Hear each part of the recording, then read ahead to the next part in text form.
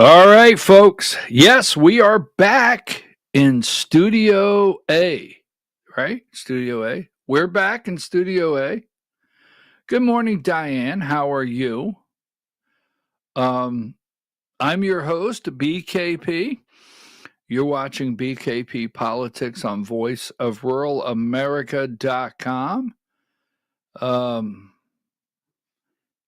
Not the size of the network, but the truth of the network. And that's what we focus on here is the truth.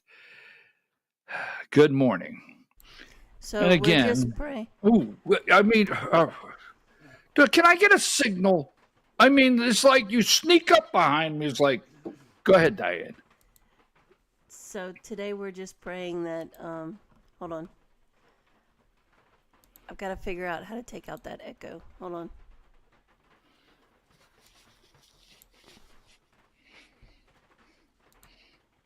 You mean you're not working in that tunnel? Okay, All so right, do sorry I about have it. an echo or do you have? Or go ahead. The echo was on my part. So we've got some nasty storms rolling through. So let's pray that we stay on the air through 11 o'clock. Just saying. So why would you say that? Why would you I'm try just. to jinx the program? Why? Well, I I'm was just. thinking that. I was thinking that, but I didn't want to go out loud with it. Well, I'm just warning people that there is some nasty storms that are rolling through as we are broadcasting today. And if all of a sudden we go out, that is the reason. All right, Just so saying. I'm listening as we need to get rolling, but at the same time, I'm listening to this rain, and it is really coming down. I'm in the studio and I'm listening to this rain, and I'm thinking, "Wow, this is a go back to bed morning." But I got some like, wow, okay. So yes, Diane, thank you, thank you for that public service announcement. That we have heavy storms, and we hope and pray, as Diane said, that we get through. Now, every day we do a program now called the Georgia Hour, and for a half hour, we're working on. We do that at 10 a.m. And in a half hour, we work on some of the legislation that is passing through the Gold Dome, underneath the Gold Dome, making its way to Governor Brian Kemp's desk. And the second half hour, we've actually been working on draining the swamp in Georgia, the swamp that we have to wade through in the state. So, sine die. It's Friday at midnight. The Georgia State Legislature will no longer be doing the damage, continuing to do the damage to the good people of Georgia. That will end. I mean, I think they should take next year off, or I think they should.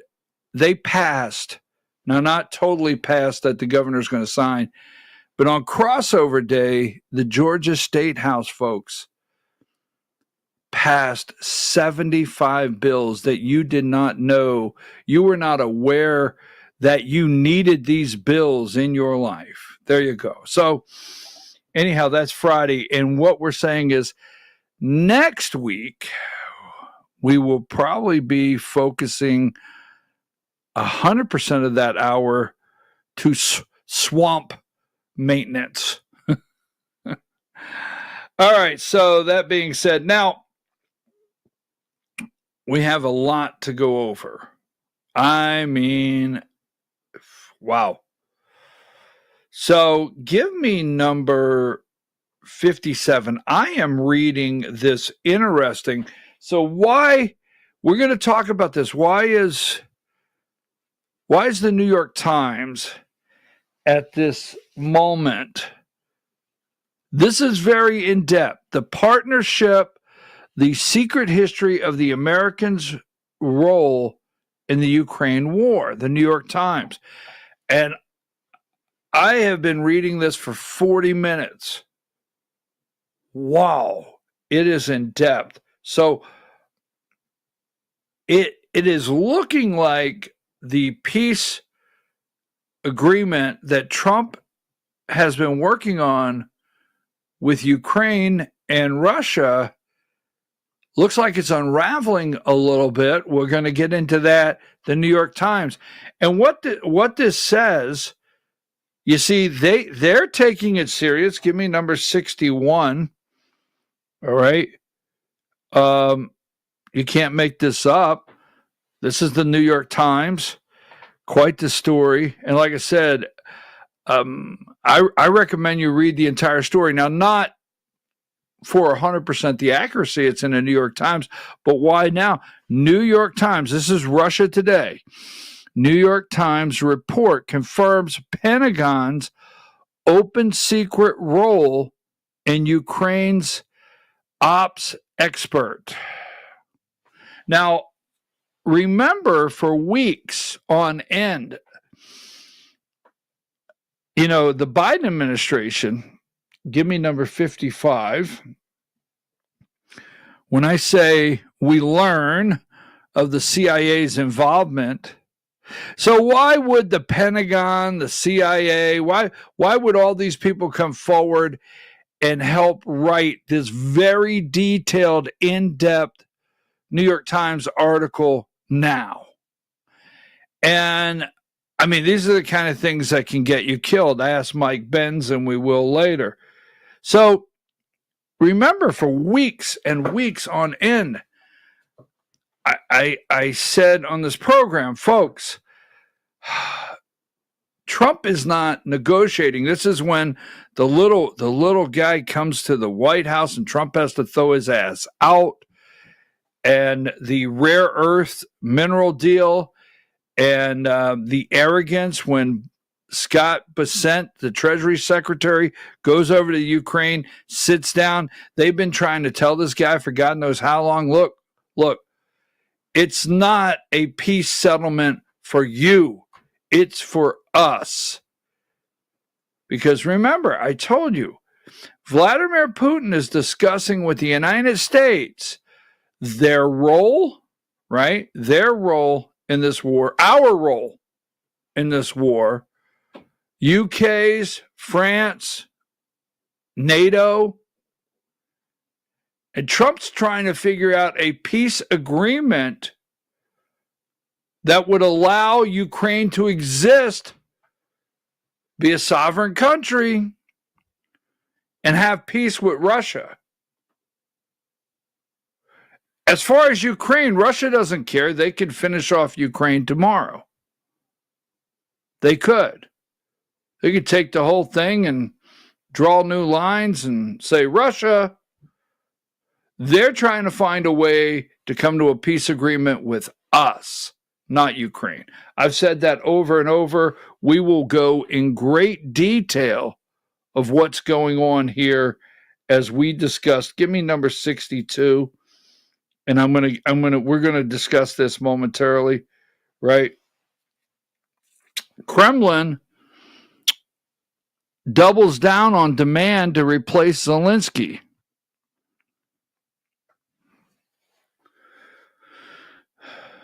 So, they come into the White House and they drop it on the Oval Office desk and say, hey, did you see this story in the New York Times? Very in depth, okay? Diane, I sent you a picture. I know you were getting ready. So if you have number 121, right? I mean, I've got about 45 minutes in the New York Times article because I am working through it, taking some notes, studying. All right. General Milley,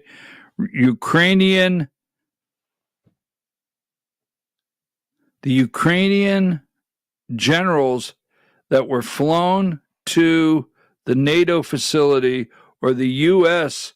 facility to coordinate the war. Anyhow, all right, take that down. And then Trump is telling Iran, you will dismantle your nuke program or we'll bomb you. Okay. I'm sorry, it's Monday. What did you expect? So we got a little bit of everything going on today at 10 o'clock. You remember, give me 111, and we're going to bring this up because I want you to, at 10 o'clock, I want you to call certain people. I'm giving you 2 hours. What number is that?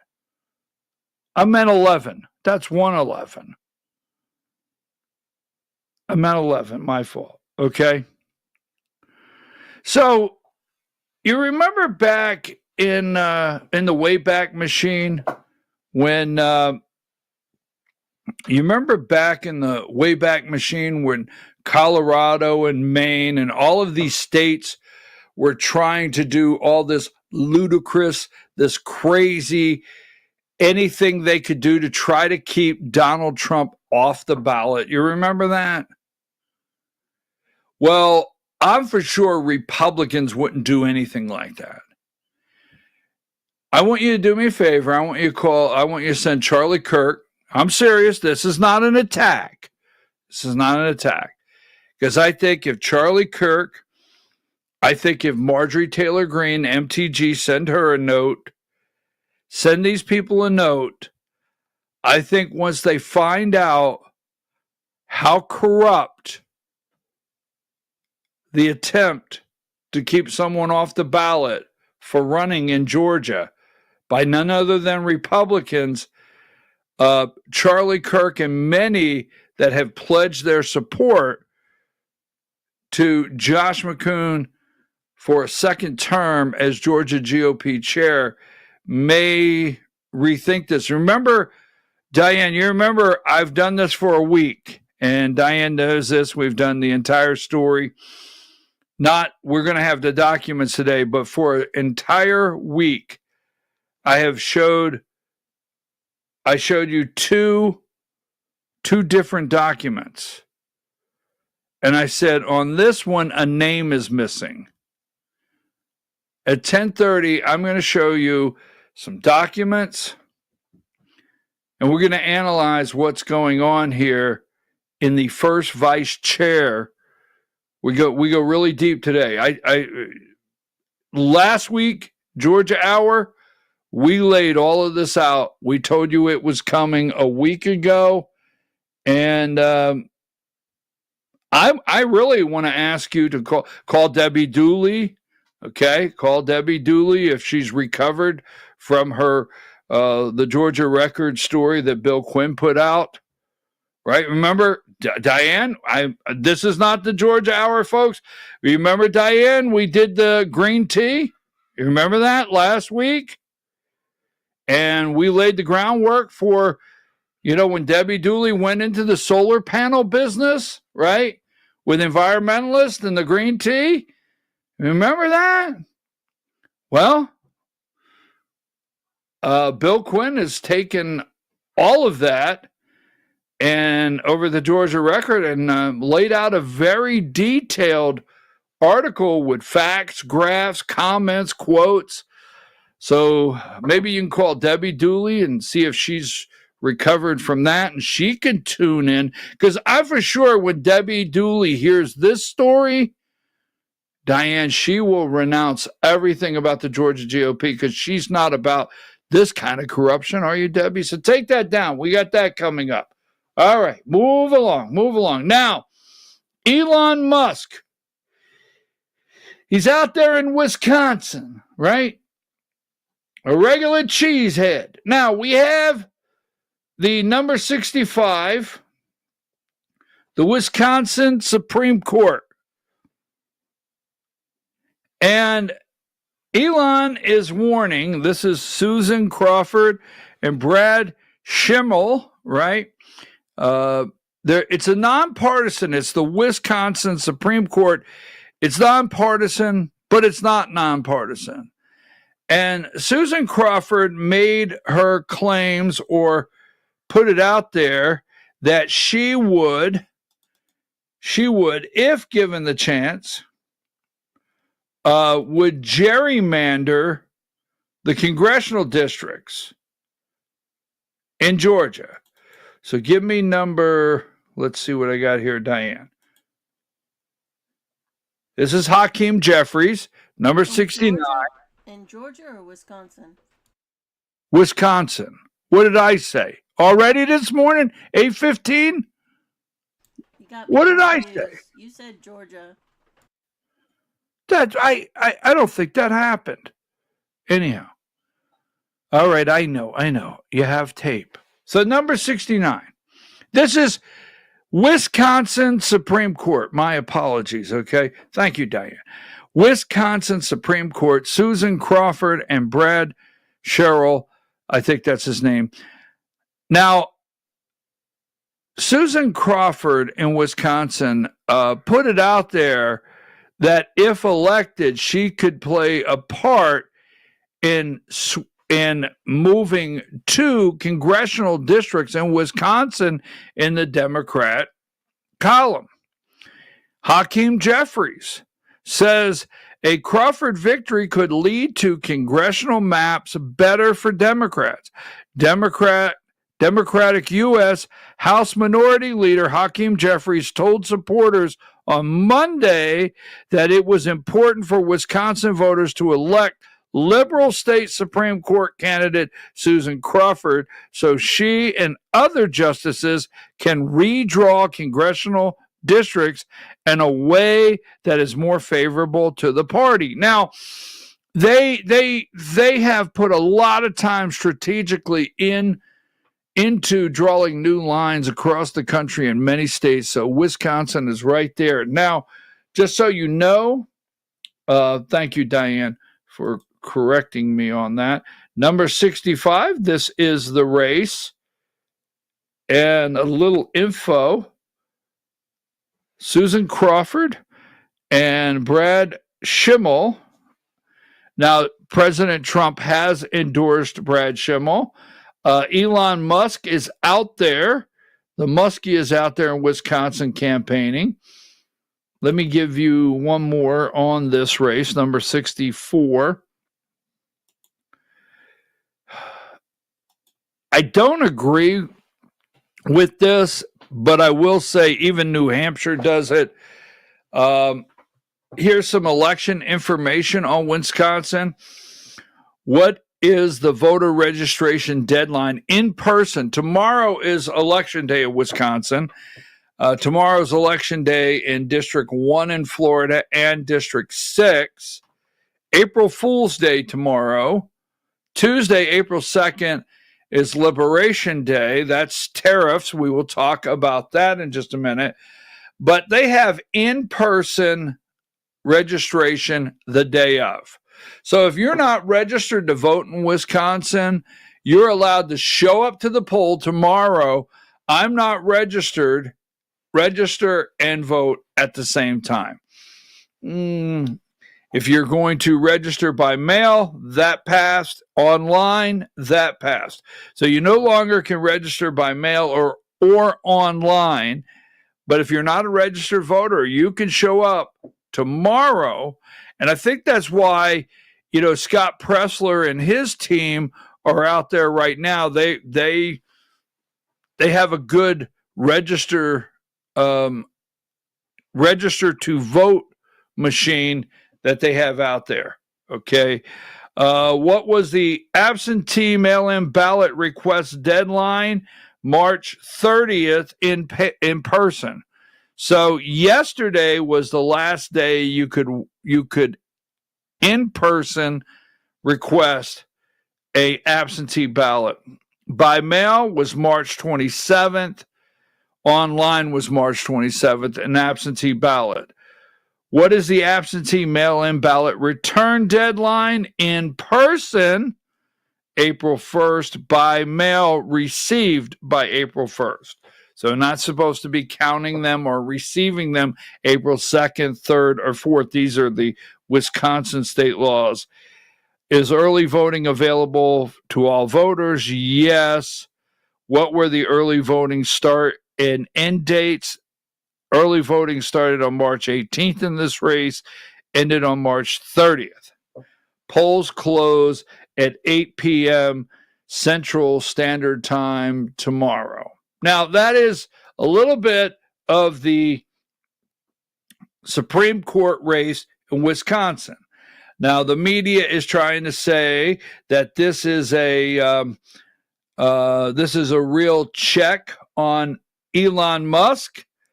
What people think about him, Trump endorsed this candidate. What do people think? What would the turnout be? 74? Give me 74. Judge Schimmel on whether he would recuse himself from hearing a Tesla lawsuit. The media wants you to believe. I'm going to share some things that Elon Musk said out there that they're hiding from you. Schimmel, they want you to believe that Elon Musk is only out there in Wisconsin because Tesla has some lawsuits pending in the Wisconsin Supreme Court, and he needs a judge. That's what they want you to believe. So the pressure yesterday on Judge Schimmel, hey, would you recuse yourself? Number 75 at this time, they estimate state Supreme Court $59 million. $59 million campaign spending. Wow. So, oh yeah, by the way, all of the media yesterday, the morning shows, seemed like all they could talk about was Signal. And we'll talk about that a little later in the show. But right now, Wisconsin, number 100, CNN, at 5 a.m. this morning. Musk hits campaign trail. All right. And number 104. Why does Musk care about Wisconsin Supreme Court race? And I think that might be the last one. So I want to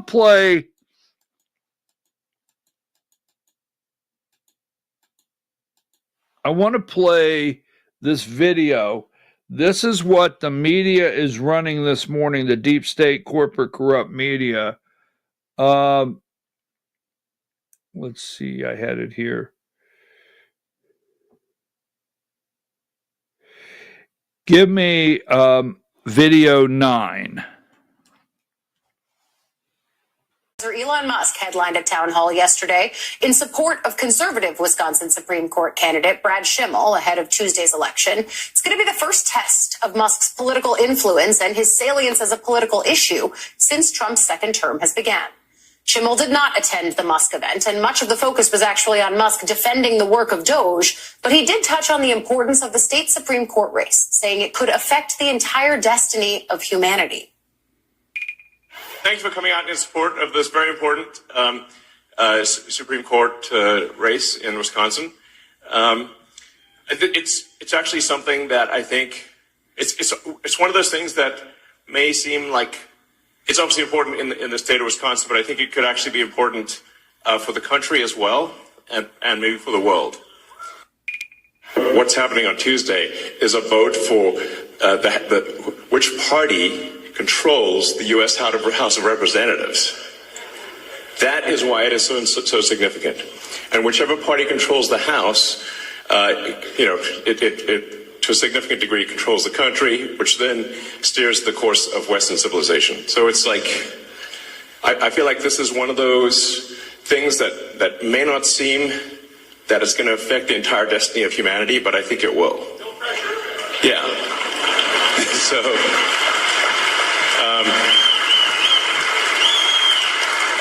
It's a super big deal, and the fact that I'm here in person, like I'm not phoning it in, I'm here in person.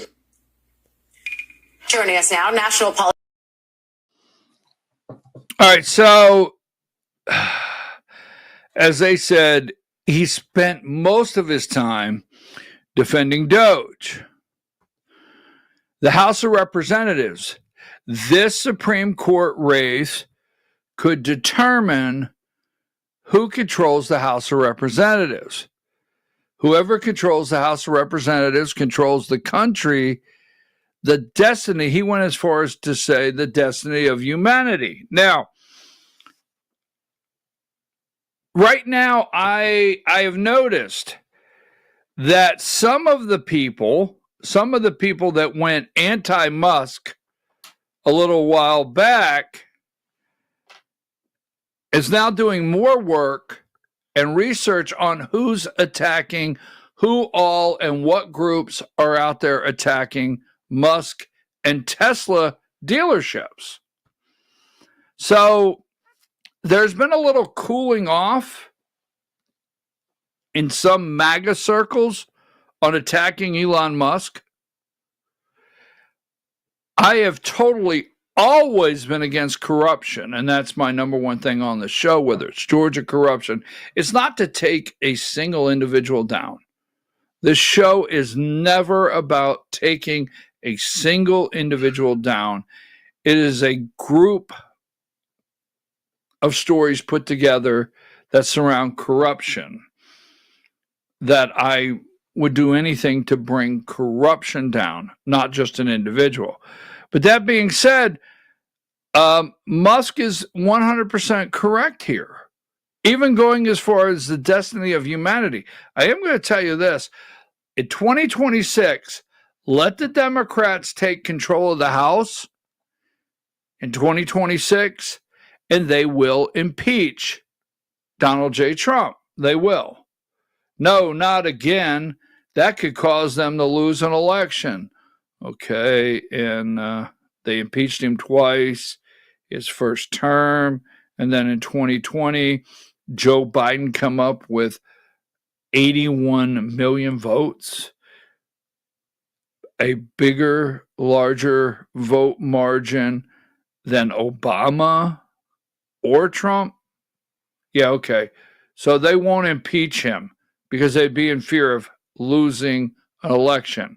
All right, you keep thinking that. Now, Doge. I want to play 2 videos, then we'll take our break. We'll come back with another segment. All right. Now, the first one is only a couple seconds. The next video, Diane, it is 5 minutes long, so I'm going to take a couple breaks in the video on the next one. So, most Americans, now, what they're concerned about is the Fox interview. Because the Fox interview with all of the people with Elon Musk, with Brett Baer, discussing what they found, this has caused the deep state a real problem what they're uncovering. And that Fox interview was very good. It really laid the groundwork on what Doge is finding that they don't want you to hear. How about this one right here? Video 14.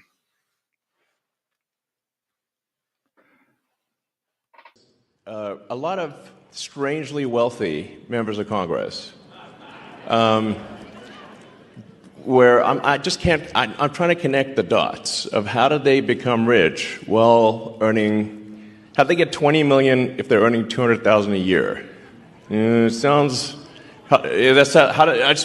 nobody can explain that. So something's, yeah, we're going to try to figure it out and certainly stop it from happening.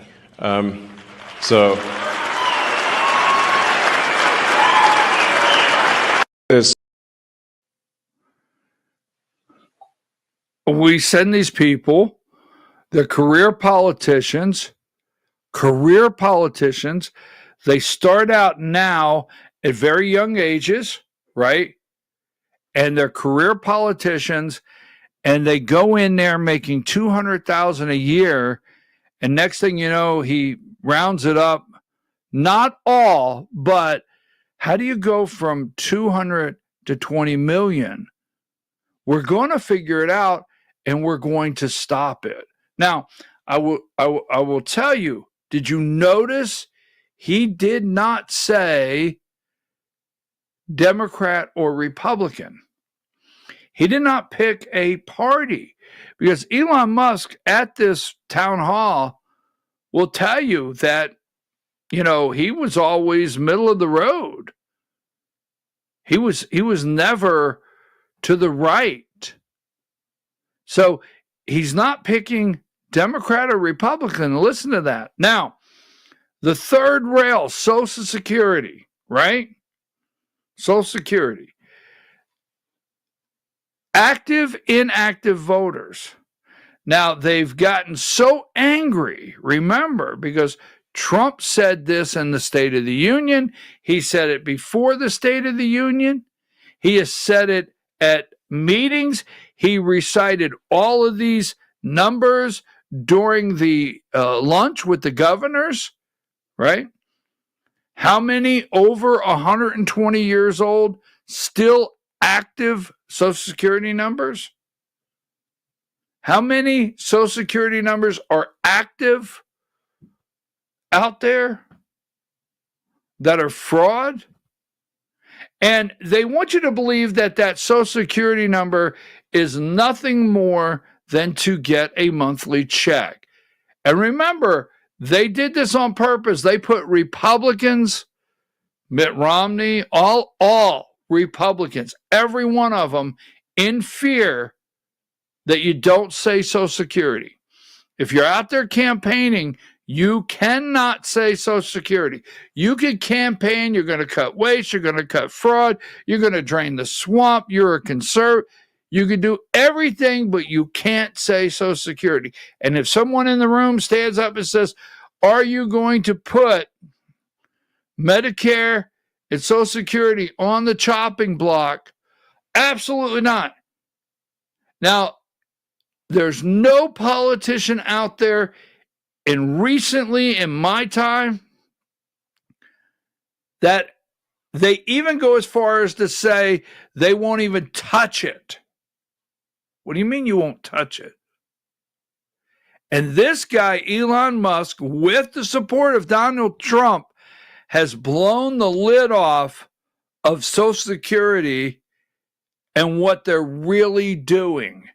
And I mean, it validates what he did this weekend.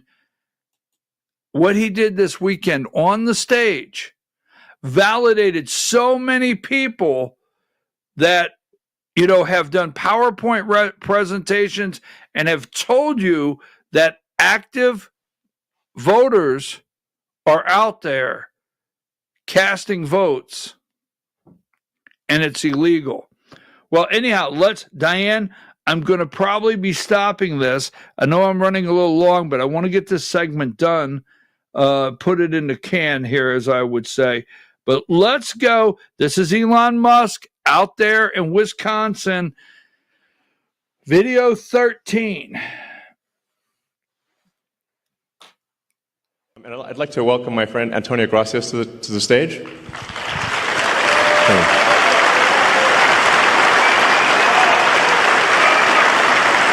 I think so. Does it work? I can give you mine. Does it work? It'll be okay. I mean, Buzz Aldrin's still alive, and he went past the belts. It'll work. Is this working? Yeah, it's on now. Yeah. There you go. So, Antonio, can you tell us what you? Antonio is helping out with the Social Security. So, just trying to review Social Security, where you may have heard that we found 20 million dead people marked as alive in the Social Security database. This is so crazy. And then you'll notice there's a strange trend here, where how many Social Security numbers were issued. Do you want to? Yeah. So let me tell you what happened here. We started at the top of the system. You want to talk about a lot of maybe? We started at the top of the system, mapping the whole system of Social Security to understand where all the fraud was. And there's a lot of great people there that showed us really a lot of waste. And so that came up with a big list of stuff that we're working on. You've heard some of that already. But this is what jumped out at us. When we saw these numbers, we were like, what is this? In 21, you see 270,000 people, goes all the way to 2.1 million in 24. These are non-citizens that are getting Social Security numbers. Yeah, this is a mind-blowing chart. Yeah, this literally blew us away. Like, we went there to find fraud, and we found this by accident. And this isn't political, by the way. My parents are immigrants. Yeah, this country's been great to us. My brother and sister are all born in Spain. I'm pro-legal immigration. This is not political. This is not political. This is about America and the future of America. And there are a lot of good people in the system that pointed this in this direction. I want to honor them right now, that work in the government today, who took risks to show us these numbers and tell us what's going on. Yeah. So I want to stop for a minute. I want to honor those people today. Very good people. Very good people. I have been from D.C. to Social Security offices to the border to track this down, and very good people have helped us along the way. I want to thank them. Yeah. All right, hold it there. I know people, okay? I know people that their parents retired from the government. They worked in the government. I know people that have sit down and told me that they would go, all right? They would go to their superior, and, they would go to the boss, and they would sit down and say, this is what we found. And you may want to look at this. And they would be told, that's not what you're here to do. You were not here to find that.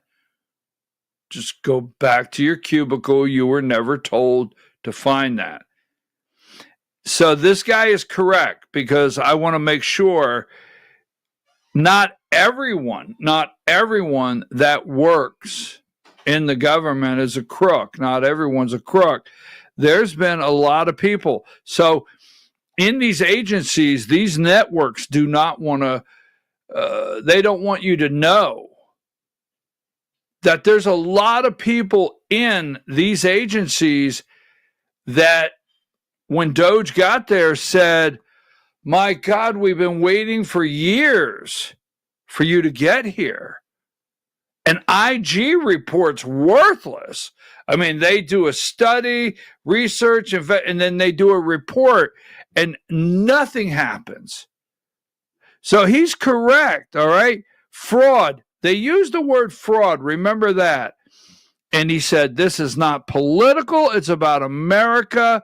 And people showed us where to look. This is very true. I really wanted to highlight that, just like he did. There's a lot of people in these bureaucracies that go to work every day, and they don't hate this country, and they think, if this keeps going, we're going to be broke. And I want to thank them, because like I said, I have one friend of mine that tells me stories about when they would go and show. The first time they went in, they thought, the first time this individual went into the office, they thought they were going to get a promotion, a raise. They were going to get the big corner office, and they were going to say, oh my God, that's amazing what you found. And they were beat down and told, that's not what you're here for. You get back and you stay focused on what you're doing. We did not ask you to find this. What? Oh, yeah. Okay, so let's keep that going, Diane, a little further. This number, what this is when you come in the country, if you're illegal, there's a couple ways to come in. You come in through a port of entry, and you can tell them you're afraid. They'll give you an asylum case. You'll get an interview. Then you get in. That's one way to do it. Another way to do it is to just go to the border. Literally, this happened. I talked to Border Patrol myself. Elon was there too. I went to Laredo, and I went to Bronzeville. Elon went to Eagle Pass. You walk up to a Border Patrol officer, and you tell them you want to come in.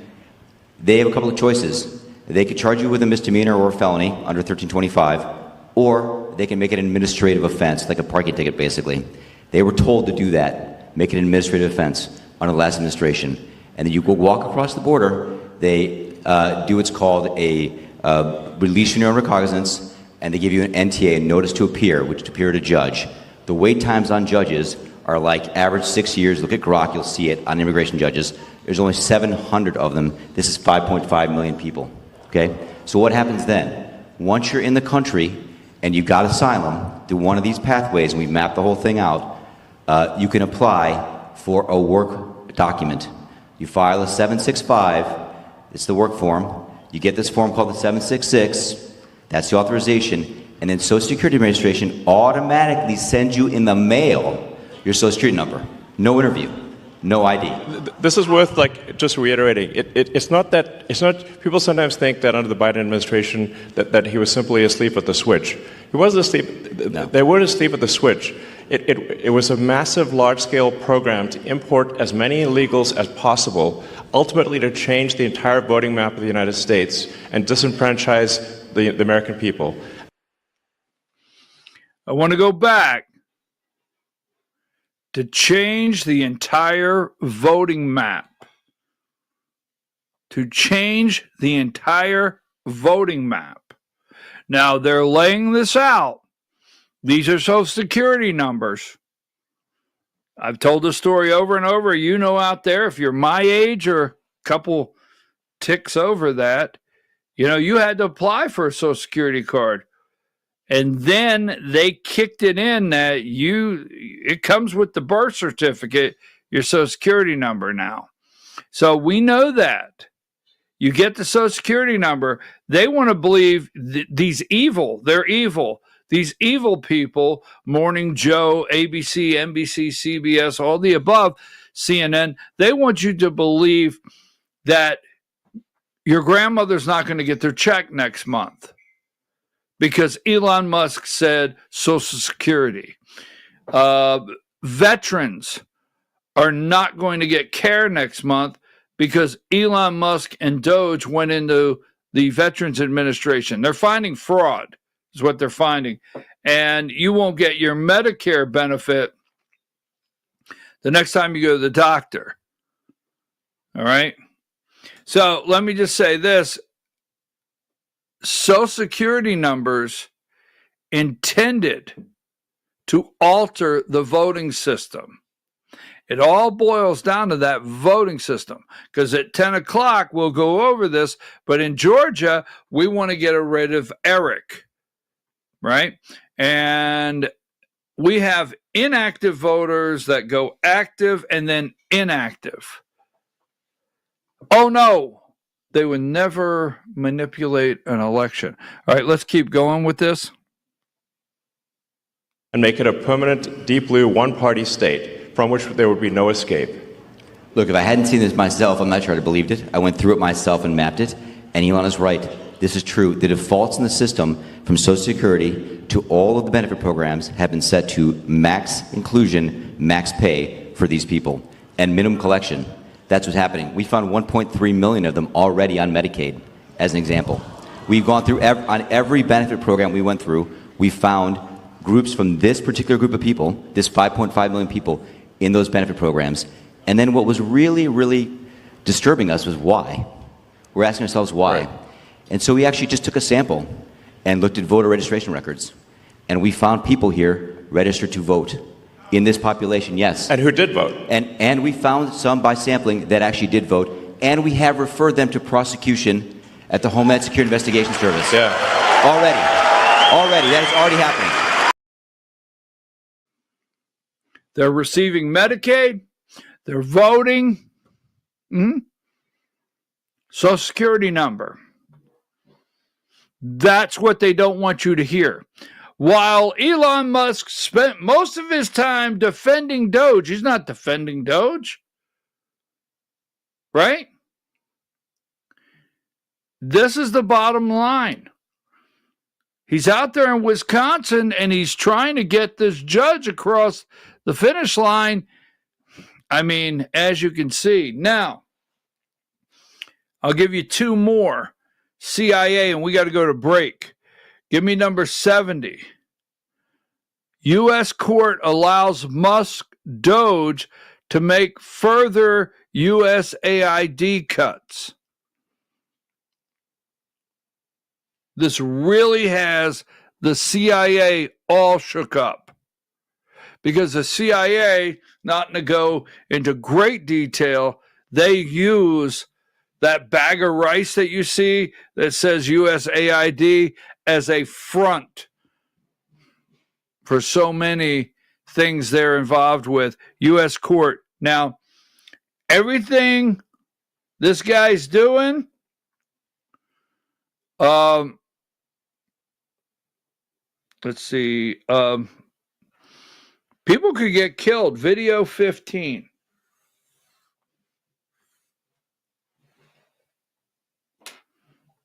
They have no idea how deep the rabbit hole goes there, or how dark many of the operations they thought USAID was involved in. And I think that this is part of what the blockade being set up right now to stop Doge from finding out is about. They don't want them to have USAID's books. They don't want them to have the internal records. They don't want them to have the emails and communications. They definitely don't want them to have the transfer of money flows. This was the sort of thing that even the Senate Foreign Relations Committee, which directly oversees USAID, could not get access to until the present moment. Senator Joni Ernst had an X-Space with Elon Musk where she said when she tried to do oversight, she was threatened by USAID. When USAID ran the Zunzanillo op in Cuba in 2014 and the scandal popped off who approved this, and it turned out it was all in-house at USAID, what Senate staffers said was when they tried to get oversight of this operation along the way, they were told that if Senate staffers found out what USAID was doing, people could die.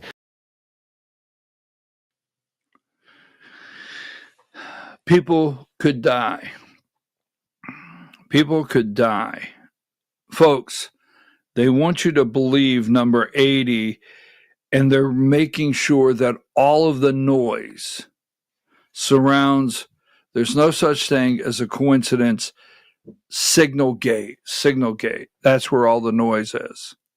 So tomorrow's an election in Wisconsin. Florida, we'll talk about that when we return. We're going to talk about tariffs. Liberation Day on Tuesday. We have a lot to go over. Social Security numbers, illegals voting. Let's take a break.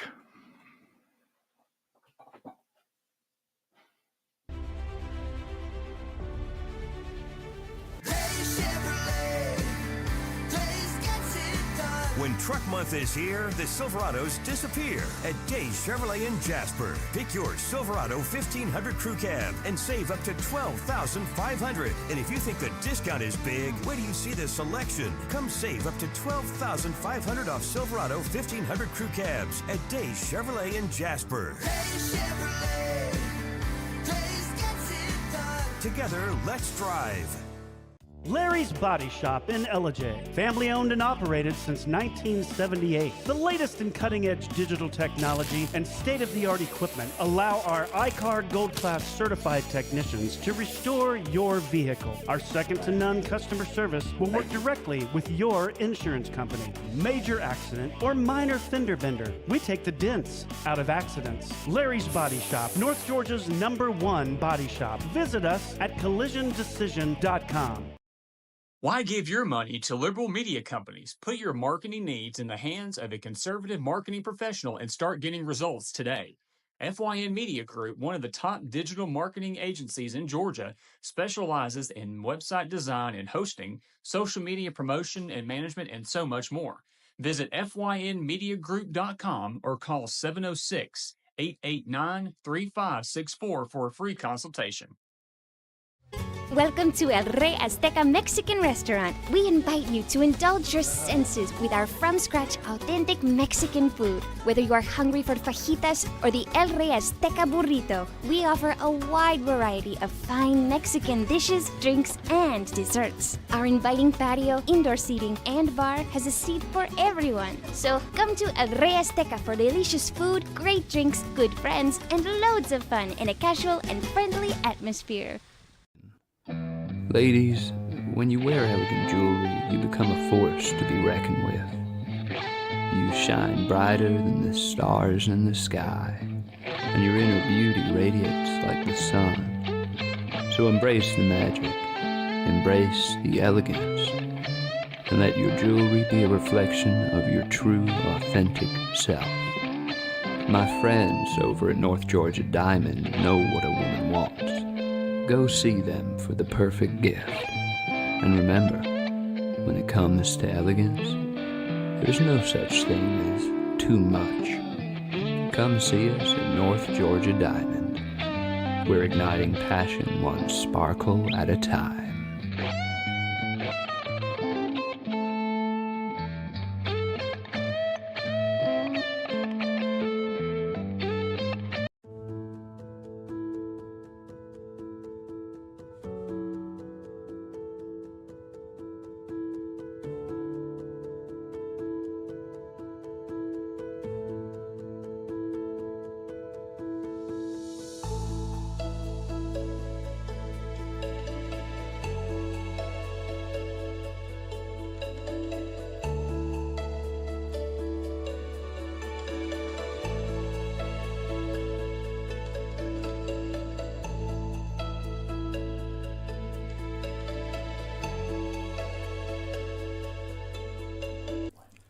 In 1981, Reed Nicholson began selling tires out of an old barn in Mineral Bluff. Little did he know that he had just laid the groundwork for the most trusted names in automotive services in the Blue Ridge area. In 1997, Nicholson Tire Center became what it is today, holding the same values of faith, family, and great customer service. 2 locations to serve you, and the Blue Ridge location is currently expanding to offer fast service and the largest U-Haul provider in Georgia. Nicholson Tire Center, Blue Ridge, and Mineral Bluff. This is a special report. Knowing how to invest your money is harder than ever before. Dealing with stock market volatility, record debt, and terrorist attacks requires new thinking. At U.S. Asset Management, we can help you see the world more clearly so that you can move beyond the chaos and invest with confidence. Call us, visit us online, or drop by our office. U.S. Asset Management, helping you make better decisions with your money. Mesquite Grill, now offering online ordering for your convenience. Check out our new website at mesquitegrillbr.com. That's mesquitegrillbr.com. The great food and service you have come to expect, ready for you when you arrive. Open 7 days a week with a fully stocked bar and friendly service. Bring your furry friends with you and dine on our pet-friendly patio. Also, check out our catering options and let us prepare delicious food for your next event.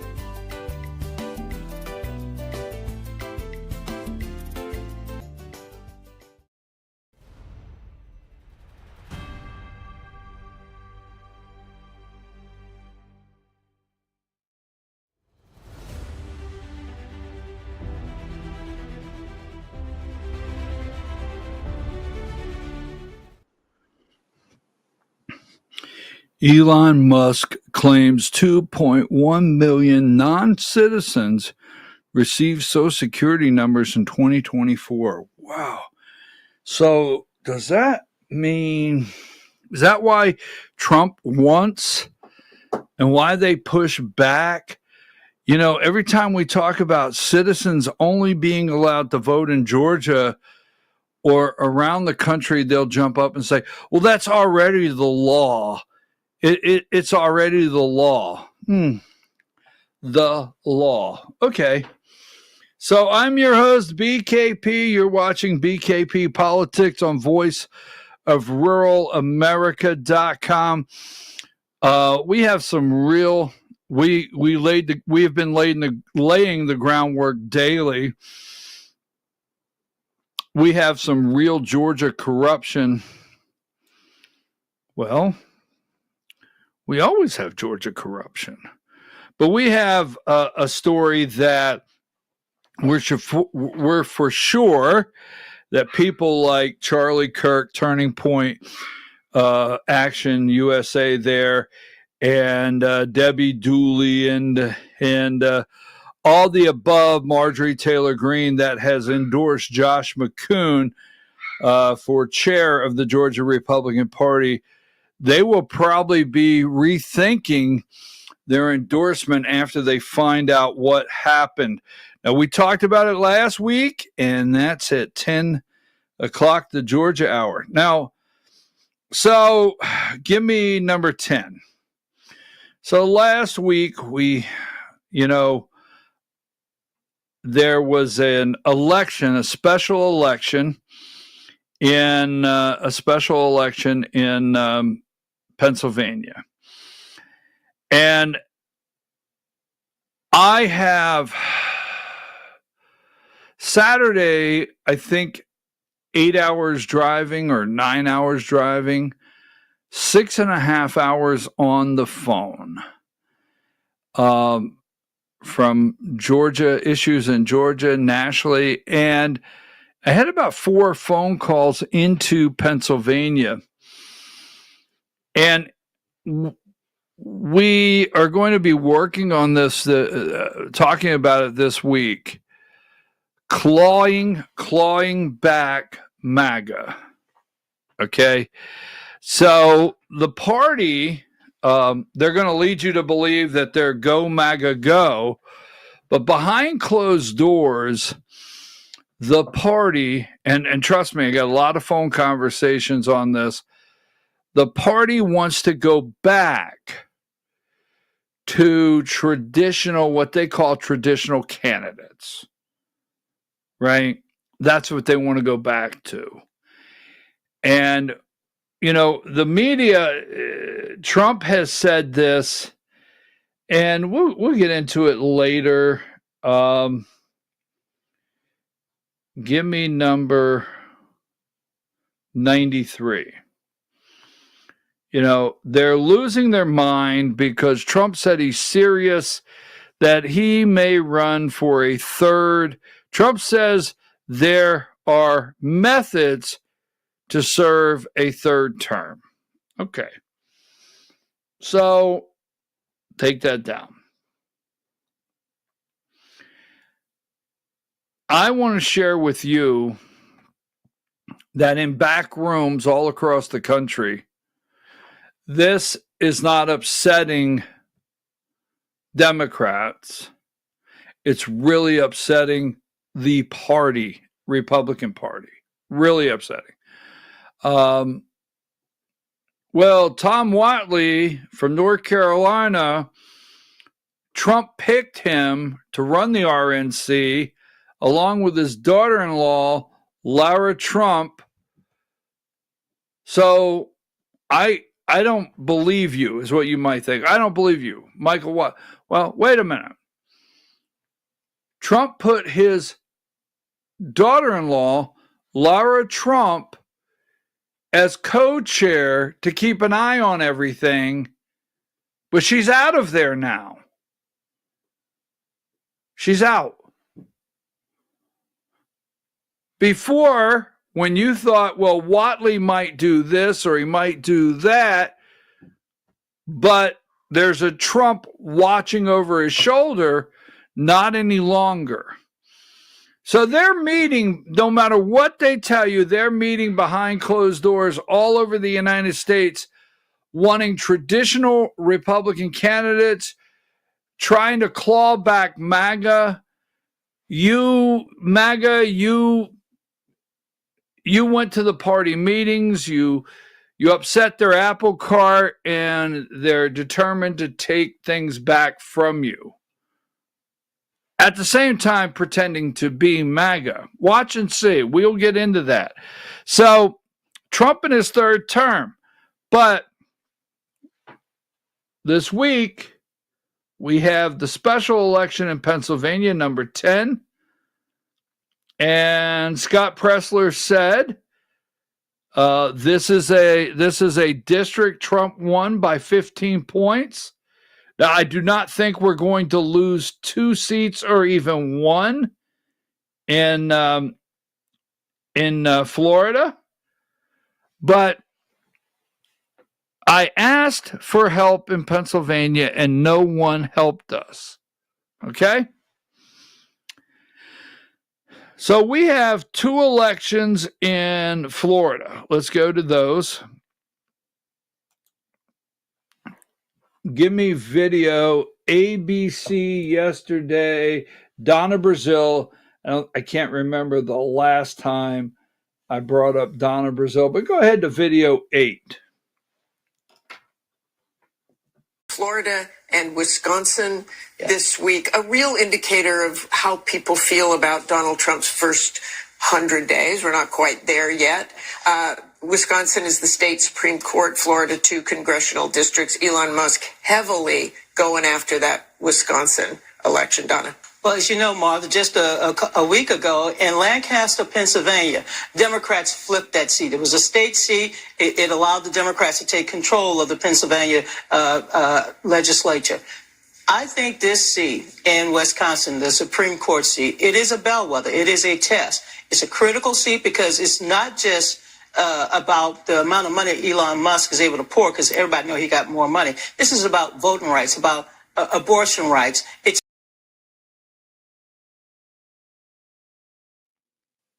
She's correct. It's about voting rights, according to them. According to them, anyone with 1 foot on the ground in this country, regardless of their status, should have the right to vote. They believe that. They believe that, and they're determined to make sure that happens. Why do you think they hate Elon Musk? Why do you think they won't play the clip that I just put up? Right? They won't do it because that's exactly how they believe. This out in Wisconsin is about voting rights. Now,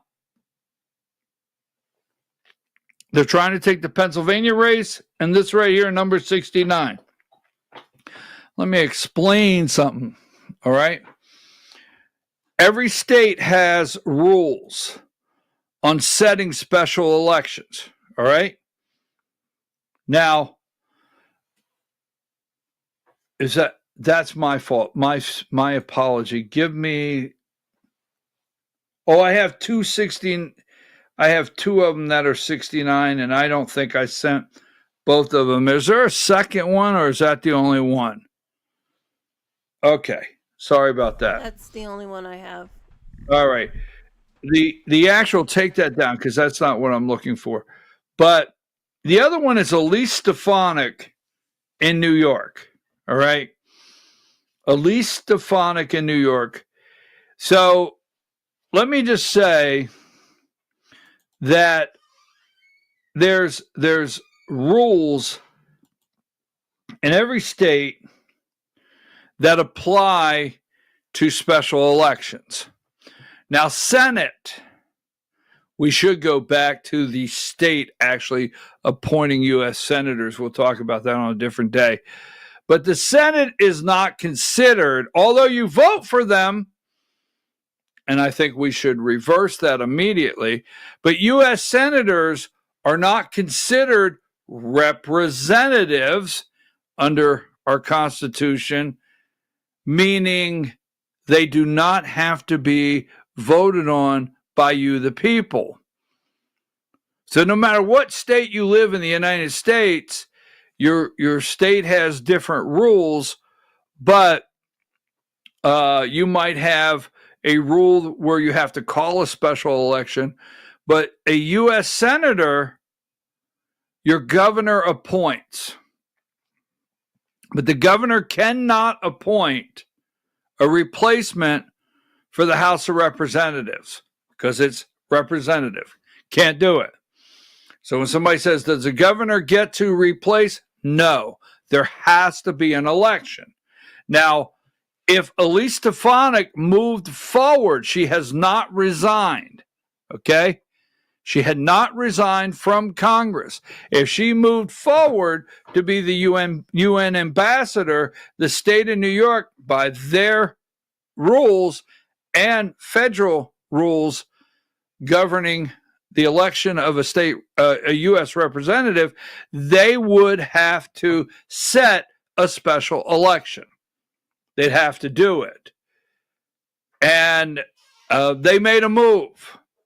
Now, it sent alarm bells in some circles that they didn't want to take a chance.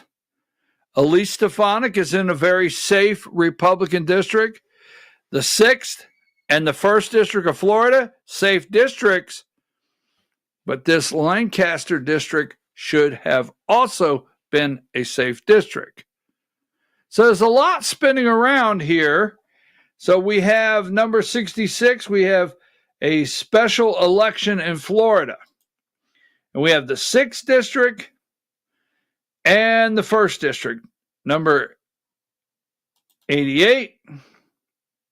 Nope, 89. I'm sorry. The other one was the special election. I want to get that one up there, Diane. What number did I have here? Yeah. Florida special election, give Trump GOP leaders more reasons to sweat Slim House, right? That's everybody. New York, the Guardian special election to deliver voters verdict on Trump chaotic first months. Decision notes what to expect in Florida special election. Could Republicans lose House majority? So this is what they're trying to spin. Go ahead and give me 89. Here are the 2 Florida races. GOP anxiety persists ahead of Florida special election in Trump territory. Now, the only thing I will say that these elections will indicate Trump not being on the ballot and the turnout. Study turnout. Study turnout. Special elections are different than general elections, but this will give us an indicator on Trump not on the ballot.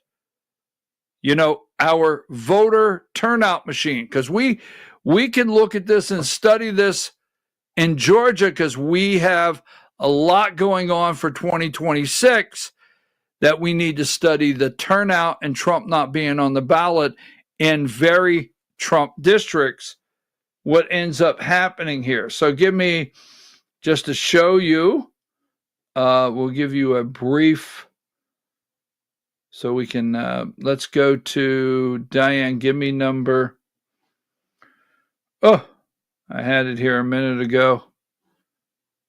Number 67. So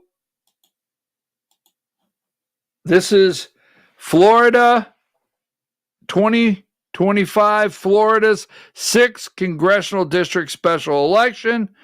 You have the Democrat Josh Well, Randy Fine, the Republican. You can see in the red area circled, this is the district.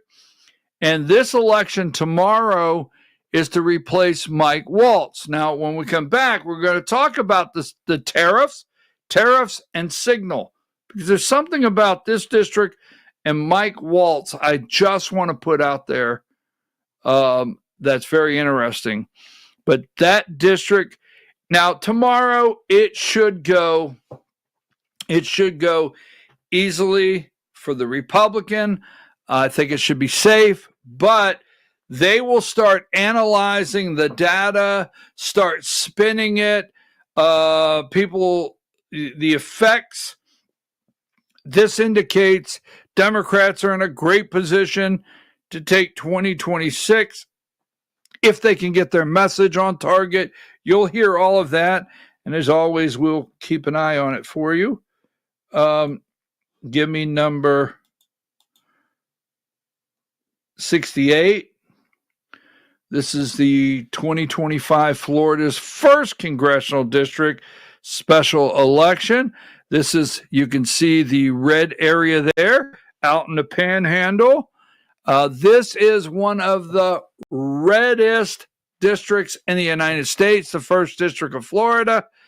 That is Matt Gaetz. Now, this district went from Joe Scarborough.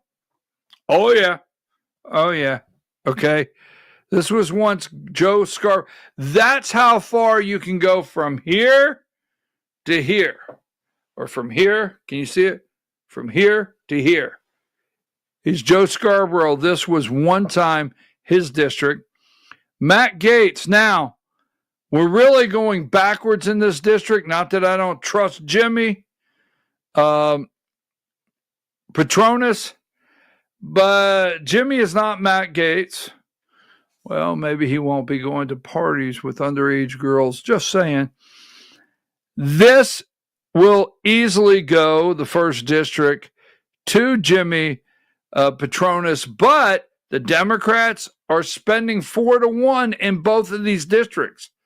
Now, why would Democrats, both districts in Florida, the 6th and the 1st, why would they spend such an enormous amount of money knowing the odds of flipping these districts, knowing they're investing this money into 2 races most likely they will lose? And I'll tell you why. So they can have that data to show how much they spent, special election, turnout, what did they get for their money, so they can go in and put it on the whiteboard and say, look, we spent this in 2 very red districts in a special election, and we narrowed the gap from 15 points to 4, or from 7 points to 3, and this is what we can do. So the money they're spending is research data for them.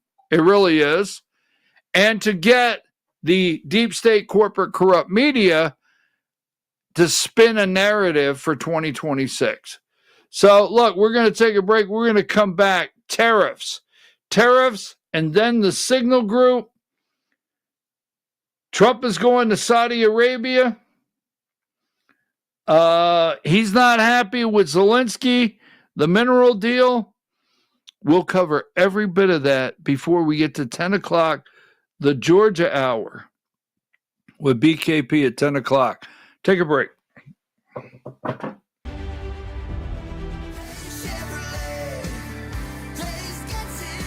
When Truck Month is here, the Silverados disappear at Days Chevrolet in Jasper. Pick your Silverado 1500 Crew Cab and save up to $12,500. And if you think the discount is big, wait till you see the selection. Come save up to $12,500 off Silverado 1500 Crew Cabs at Days Chevrolet in Jasper. Days Chevrolet.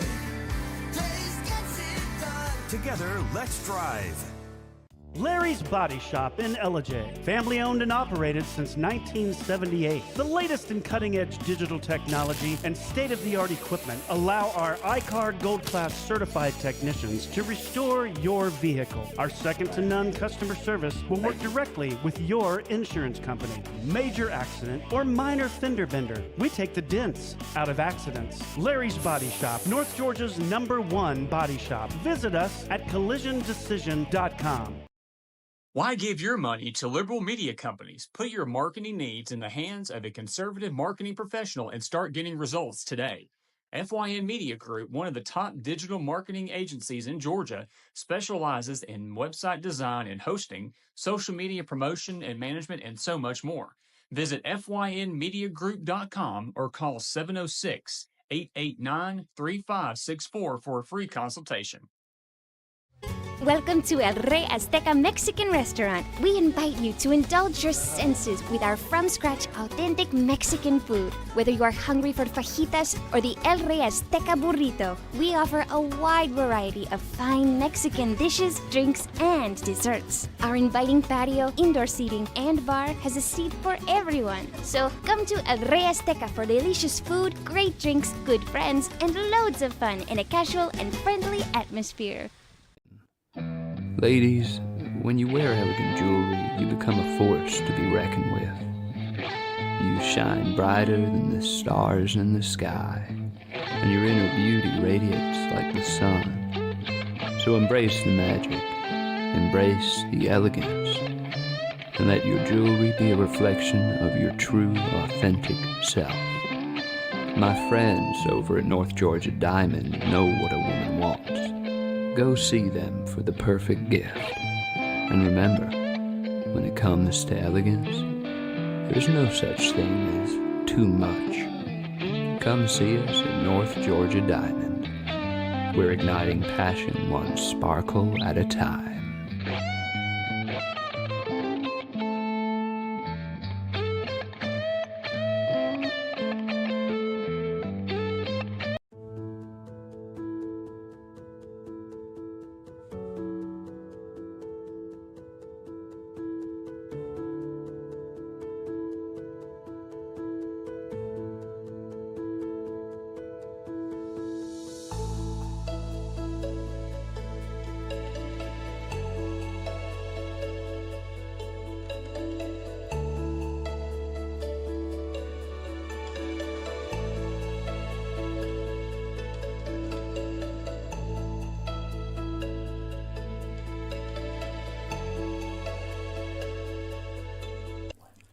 In 1981, Reed Nicholson began selling tires out of an old barn in Mineral Bluff. Little did he know that he had just laid the groundwork for the most trusted names in automotive services in the Blue Ridge area. In 1997, Nicholson Tire Center became what it is today, holding the same values of faith, family, and great customer service. 2 locations to serve you, and the Blue Ridge location is currently expanding to offer fast service and the largest U-Haul provider in Georgia. Nicholson Tire Center, Blue Ridge, and Mineral Bluff. This is a special report. Knowing how to invest your money is harder than ever before. Dealing with stock market volatility, record debt, and terrorist attacks requires new thinking. At U.S. Asset Management, we can help you see the world more clearly so that you can move beyond the chaos and invest with confidence. Call us, visit us online, or drop by our office. U.S. Asset Management, helping you make better decisions with your money.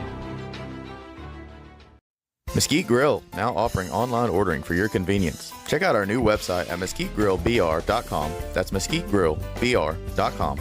The great food and service you have come to expect, ready for you when you arrive.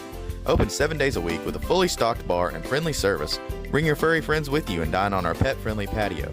Also, check out our catering options and let us prepare delicious food for your next event.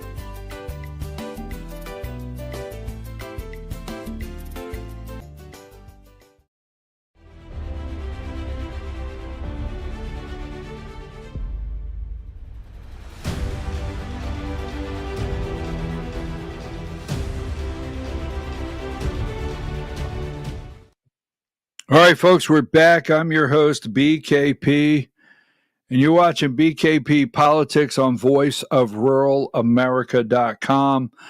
I want 42, 43, and 44.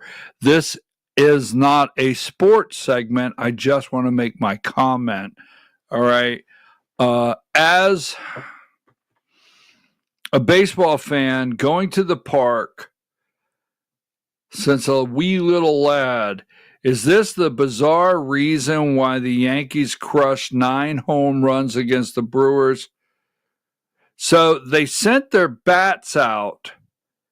They took a computer, analyzed the swing, and adjusted the size of the bat in certain areas to put the sweet spot of the bat for the hitter. I'm not okay with it. Number 43, I'm not okay with it, okay? Why some Yankees switched to eye-opening torpedo bat shaped, all right? As you can see, they altered the bat. And give me number 44. I am not in favor of this. Just want to be clear. All right. 44. Boom. Yankees hit team record 9 home runs. So I do not agree with the bat. As a Yankee fan my whole entire life, I don't agree with it. I mean, the old-fashioned, I'll call it Louisville slugger, where the sweet spot, where a batter, that's what hitting's about. Eye coordination, following the ball, the batter against the pitcher, and getting your swing to where you can get the bat on the ball in the sweet spot. End of story, enough. Take that down. I don't want to see another one of those damn bats in the dugout anywhere in Major League Baseball. So, to me, it's as bad as an aluminum bat. All right. Now, tariffs. So, they don't want the world. And Trump continues to tell you that they've been stealing from us for years. Bottom line, right? They've been stealing from us for years, and we're not going to take it anymore. It's done. Let me see if I have I thought I might have a Trump video. I don't. I don't have one. So what did I tell you? Oh, they're losing it. If you're out there in America, and we won't take the time, and you remember when that small town you live in, your mom or dad, aunt, uncle, no matter, they went to the factory. You guys had a nice little house, nice home, had enough money for the kids to go to the movies. And, but the factory left, and drugs is what took over your local community. And all they know is the cost. This is all they know, is to scream to you the cost of a car is going to go up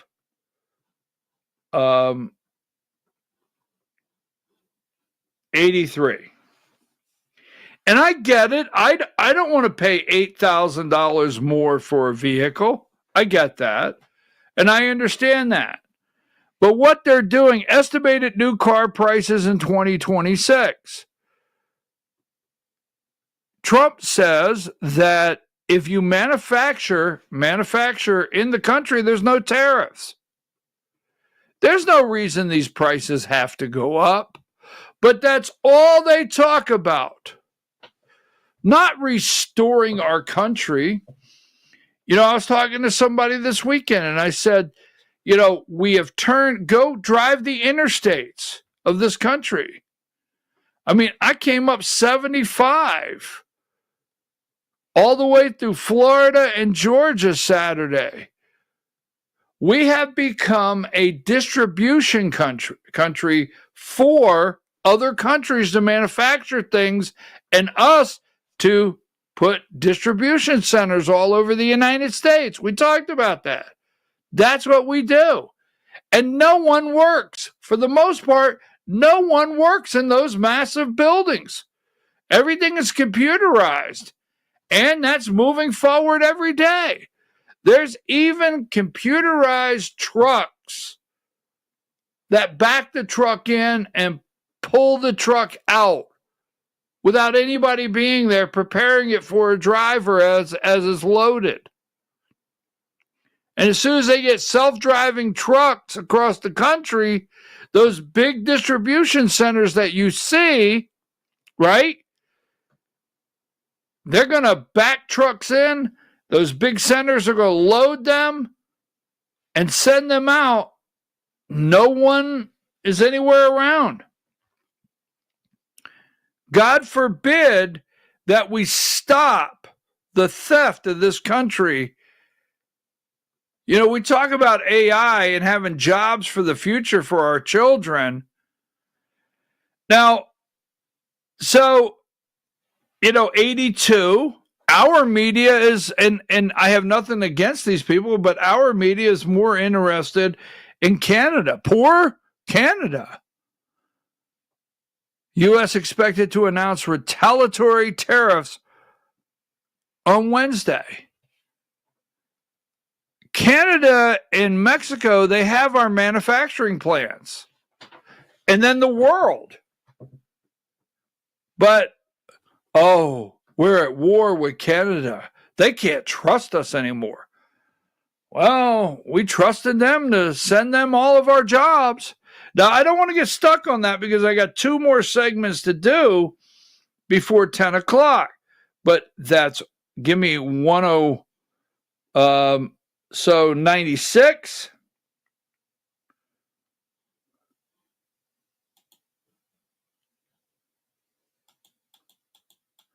Sorry about that. April 2nd. Oh, Monday, tomorrow's April Fool's Day. Do you have a good April Fool's story? I'd love to hear it. April 2nd, retaliatory tariffs on countries that have imported tariffs on U.S. goods. India is looking at, I want 97, momentarily. Let me see what I have here.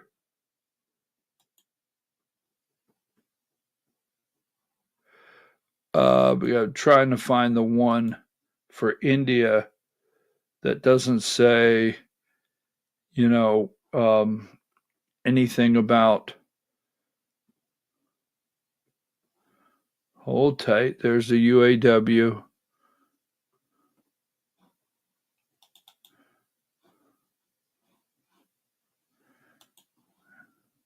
Give me number 71. April 2nd, 71. India is open to cutting tariffs on more than half of the U.S. imports worth $23 billion, the biggest cut in years, aimed at fending off reciprocal tariffs. Okay? They know Trump is serious. They know he's serious. Your products are not on the shelves in India. The tariffs are too high. These countries all around the world, they protect their interest. They protect their countries. They protect their manufacturing. And they all send it to America because we're the suckers. Trump said not anymore. India says, okay, we'll adjust. Let's make a deal. Donald, it's going to happen all over the world. It's going to happen. And he's going to bring the jobs back here. Now, tariffs. Second, go ahead and give me, let's go through 98, 99, and 98, Trump's tariff war. 99. Have you ever driven by one of the import, one of our ports of entry? I mean, go up there in Philadelphia. Is it outside of Philadelphia? Delaware. Go up through Delaware, Pennsylvania, start right into Pennsylvania and check out, is it Nissan? I mean, my God, look over off 95. I remember years ago when I was a kid and I used to drive 95. I mean, I had never seen anything like it. Now look at the technology, rows stacked on top of rows, shipping to you all over the world. And 101, this is what they're concerned about. Asian car makers, potential affected by tariffs. Japan, right? Honda, Toyota, Mitsubishi, Nissan, Mazda, Subaru. South Korea, Kia, Hyundai, right? Everything is about protecting everyone around the world except for the American people. Number 97. So April 3rd, 25% tariffs on foreign-made automobiles. Now, last week, I told you this little story, right? I told you the story of the little Honda that was 80-20. Remember? I told you the story about having a General Motors, and I pulled in the Honda lot, looked at a Honda Accord. The guy said, hey, it's an 80-20. There's more assembled in this car here in Ohio than what you drove in. And I bought the car. Just so you know, I did. I bought the Honda Accord at that time. But I said to him, I said, well, what is not built here? The transmission. Remember I told you the transmission story? So Peter Navarro on Fox, right? On Fox, Peter Navarro, video 3. Listen, and I told you this last week. I said, we have become what? An assembly country. We are an assembly country. We assemble Not manufacturers. There's a difference, okay? These plants they build over here are for assembly when they send us their parts. Look at video 3. It's a national security problem, and it goes something like this. We've got 16 million cars we buy every year. Half of those are imported with virtually no American content. And the other half, Shannon, 50% of that is foreign content. And it even gets worse because what the Germans and the Japanese and the South Koreans are doing is they're turning this country from a manufacturing nation into an assembly nation. What the Germans and Japanese do is they send us the most important high value added, high wage parts of the car here for us to assemble. 19%, only 19% of the cars we drive here and buy each year have American engines and transmissions. Okay. Germany and Japan alone account for 50% of that. So what we're trying to do is get back our manufacturing capability. But let me So you remember back in the days, I'll give you a couple of them, see if my memory's correct. Remember the old 318? What about the 442? How about the 504? Was that a 504 cubic inch motor that Cadillac, General Motors put in a Cadillac? 302, remember the 302? Whatever, right? Motors and transmissions. We don't make a motor in this country. Do you remember the glory days? And I know we want efficiency now, I get that, but you remember the glory days of Detroit dropping these motors in the car? We don't make them. They're imported. We assemble. Go ahead and give me the other one, video. This one is very interesting. Pay attention to this one, video 4. We're an assembly thing. You remember, look, something called the Arsenal Democracy back in World War II. That was how we beat the Japanese and the Germans with our military might. When Patton went to Berlin, it was with trucks, jeeps, and tanks that were made in the auto plants of the Midwest. And right now, the only thing that looks like the Midwest back then is Mexico.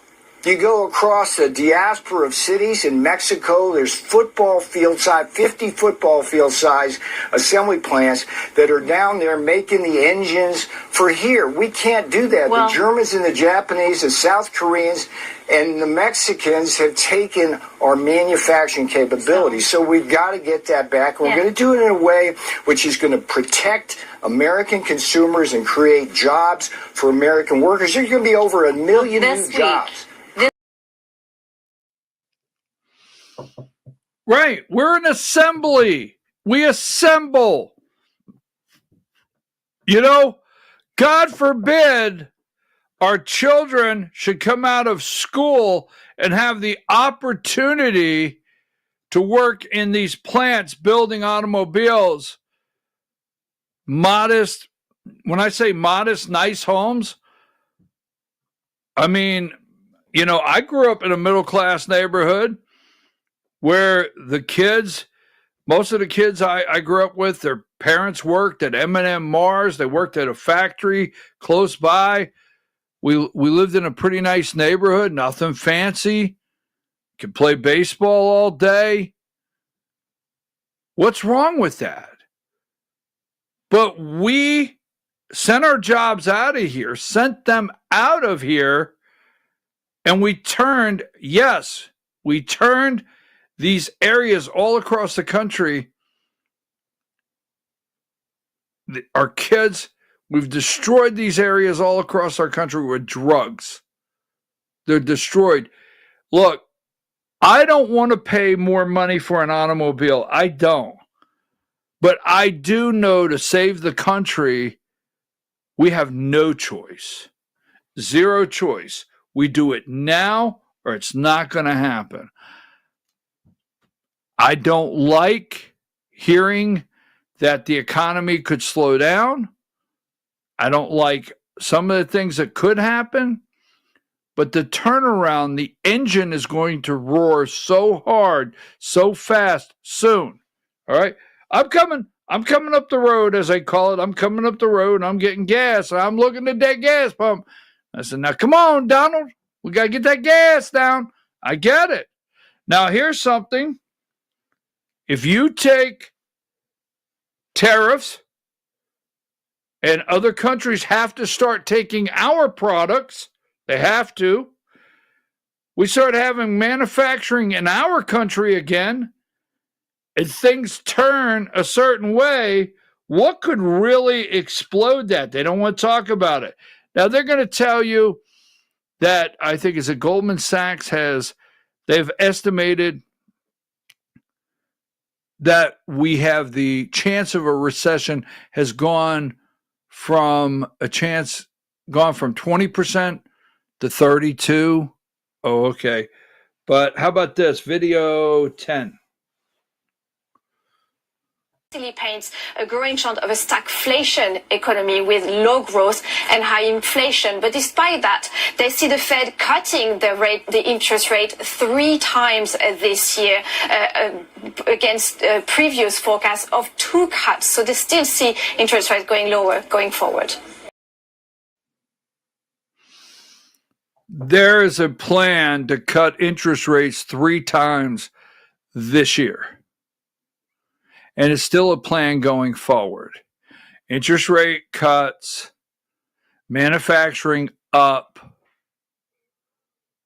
jobs. They're going to take the jobs report this week. They're doing everything they can to spin negatives. They want to take care of the whole entire world except for your neighborhood where your children live. We'll take a break. We're going to have a little time before we get to the Georgia Hour. We're going to have a little time to talk about, Signal. We'll talk about that when we return in about 4 minutes.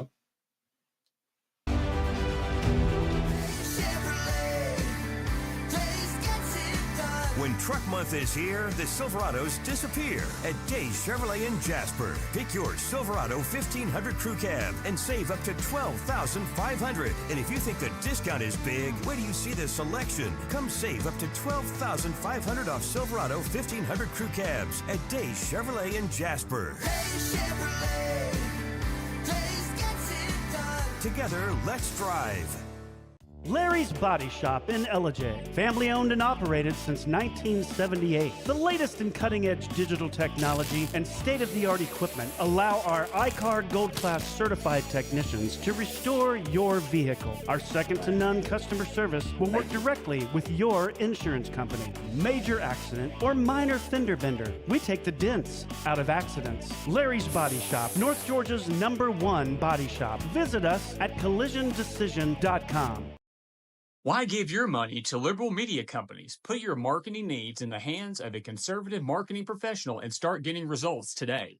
FYN Media Group, one of the top digital marketing agencies in Georgia, specializes in website design and hosting, social media promotion and management, and so much more.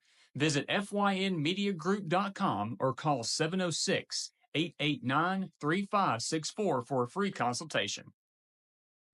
Welcome to El Rey Azteca Mexican Restaurant. We invite you to indulge your senses with our from-scratch authentic Mexican food. Whether you are hungry for fajitas or the El Rey Azteca burrito, we offer a wide variety of fine Mexican dishes, drinks, and desserts. Our inviting patio, indoor seating, and bar has a seat for everyone. So come to El Rey Azteca for delicious food, great drinks, good friends, and loads of fun in a casual and friendly atmosphere. Ladies, when you wear elegant jewelry, you become a force to be reckoned with. You shine brighter than the stars in the sky, and your inner beauty radiates like the sun. So embrace the magic, embrace the elegance, and let your jewelry be a reflection of your true, authentic self. My friends over at North Georgia Diamond know what a woman wants. Go see them for the perfect gift.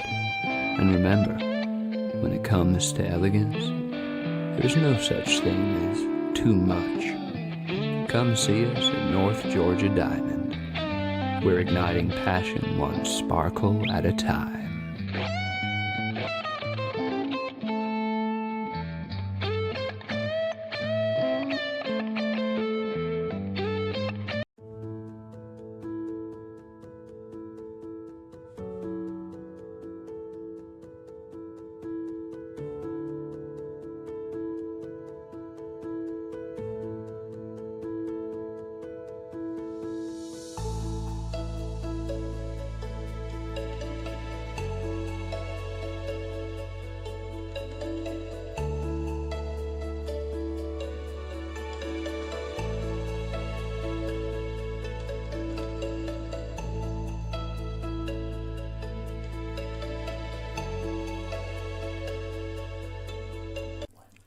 In 1981, Reed Nicholson began selling tires out of an old barn in Mineral Bluff. Little did he know that he had just laid the groundwork for the most trusted names in automotive services in the Blue Ridge area. In 1997, Nicholson Tire Center became what it is today, holding the same values of faith, family, and great customer service. 2 locations to serve you, and the Blue Ridge location is currently expanding to offer fast service and the largest U-Haul provider in Georgia. Nicholson Tire Center, Blue Ridge, and Mineral Bluff. This is a special report. Knowing how to invest your money is harder than ever before. Dealing with stock market volatility, record debt, and terrorist attacks requires new thinking. At U.S. Asset Management, we can help you see the world more clearly so that you can move beyond the chaos and invest with confidence. Call us, visit us online, or drop by our office. U.S. Asset Management, helping you make better decisions with your money. Mesquite Grill, now offering online ordering for your convenience. Check out our new website at mesquitegrillbr.com. That's mesquitegrillbr.com. The great food and service you have come to expect, ready for you when you arrive. Open 7 days a week with a fully stocked bar and friendly service. Bring your furry friends with you and dine on our pet-friendly patio. Also, check out our catering options and let us prepare delicious food for your next event.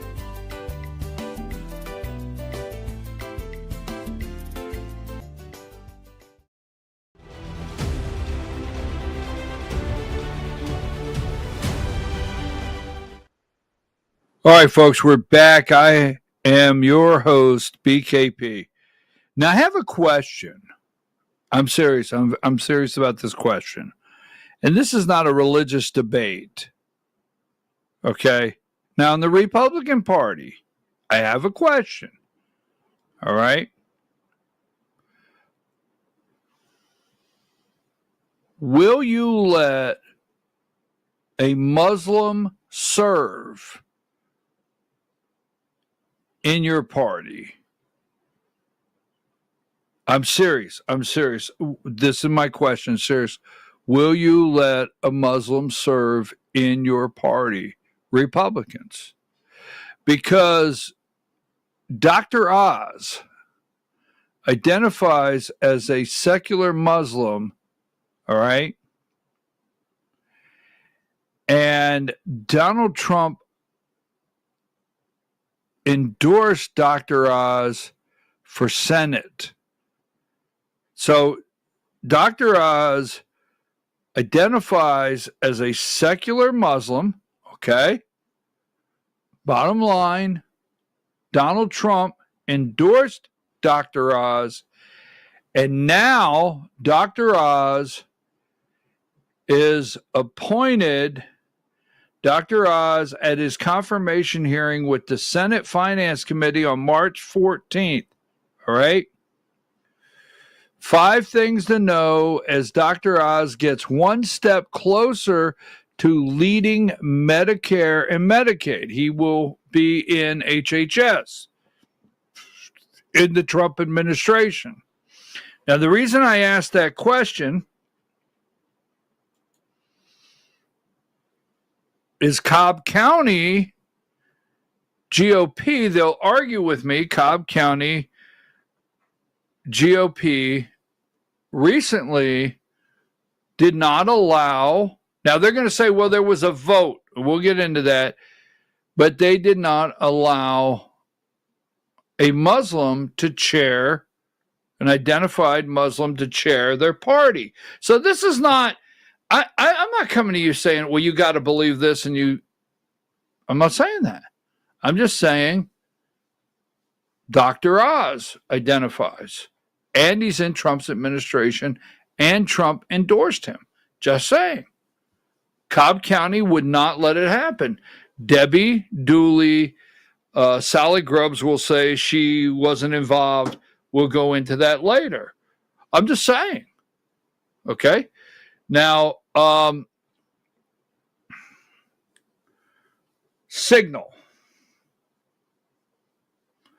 There's something about the Signal, and I don't want to go down that road, but there's something about the Signal I find quite interesting. And that would be, give me all of the morning shows on Sunday. Give me number 76. Mixed signals. 77, Jeffrey Goldberg, mixed signals. 78, mixed signals. 30, ABC, right? I don't know. I know Fox went over it, right? Fox did it. 30, 31. You don't want 30. Do I want 31? No, I don't think so. What? Where am I at? Oh, Diane, 80. Thank you. How do I lose track like that? There it is. ABC, Signal. Thank you, Diane. 81. Right?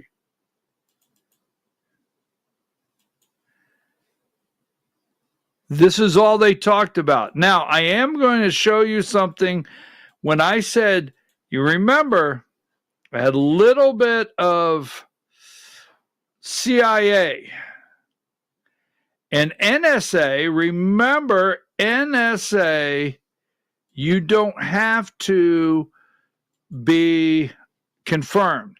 Pete Hegseth. So why number 92? Goldberg pushes back on Waltz. Phone number, don't just get sucked into the phone. And Face the Nation. They also, number 95, Signal. And they think it's a crime. All right? Absolute crime. Now, give me video 1 from yesterday morning, Fox. Then we made a mistake. We're moving forward. There was a crime here, likely an intentional crime. Mounting calls for investigations and resignations after details of U.S. military strikes were unintentionally shared with a reporter. Mark Warner, the top Democrat on the Senate Intelligence Committee, weighs in. Okay. ABC this weekend. ABC Video 7.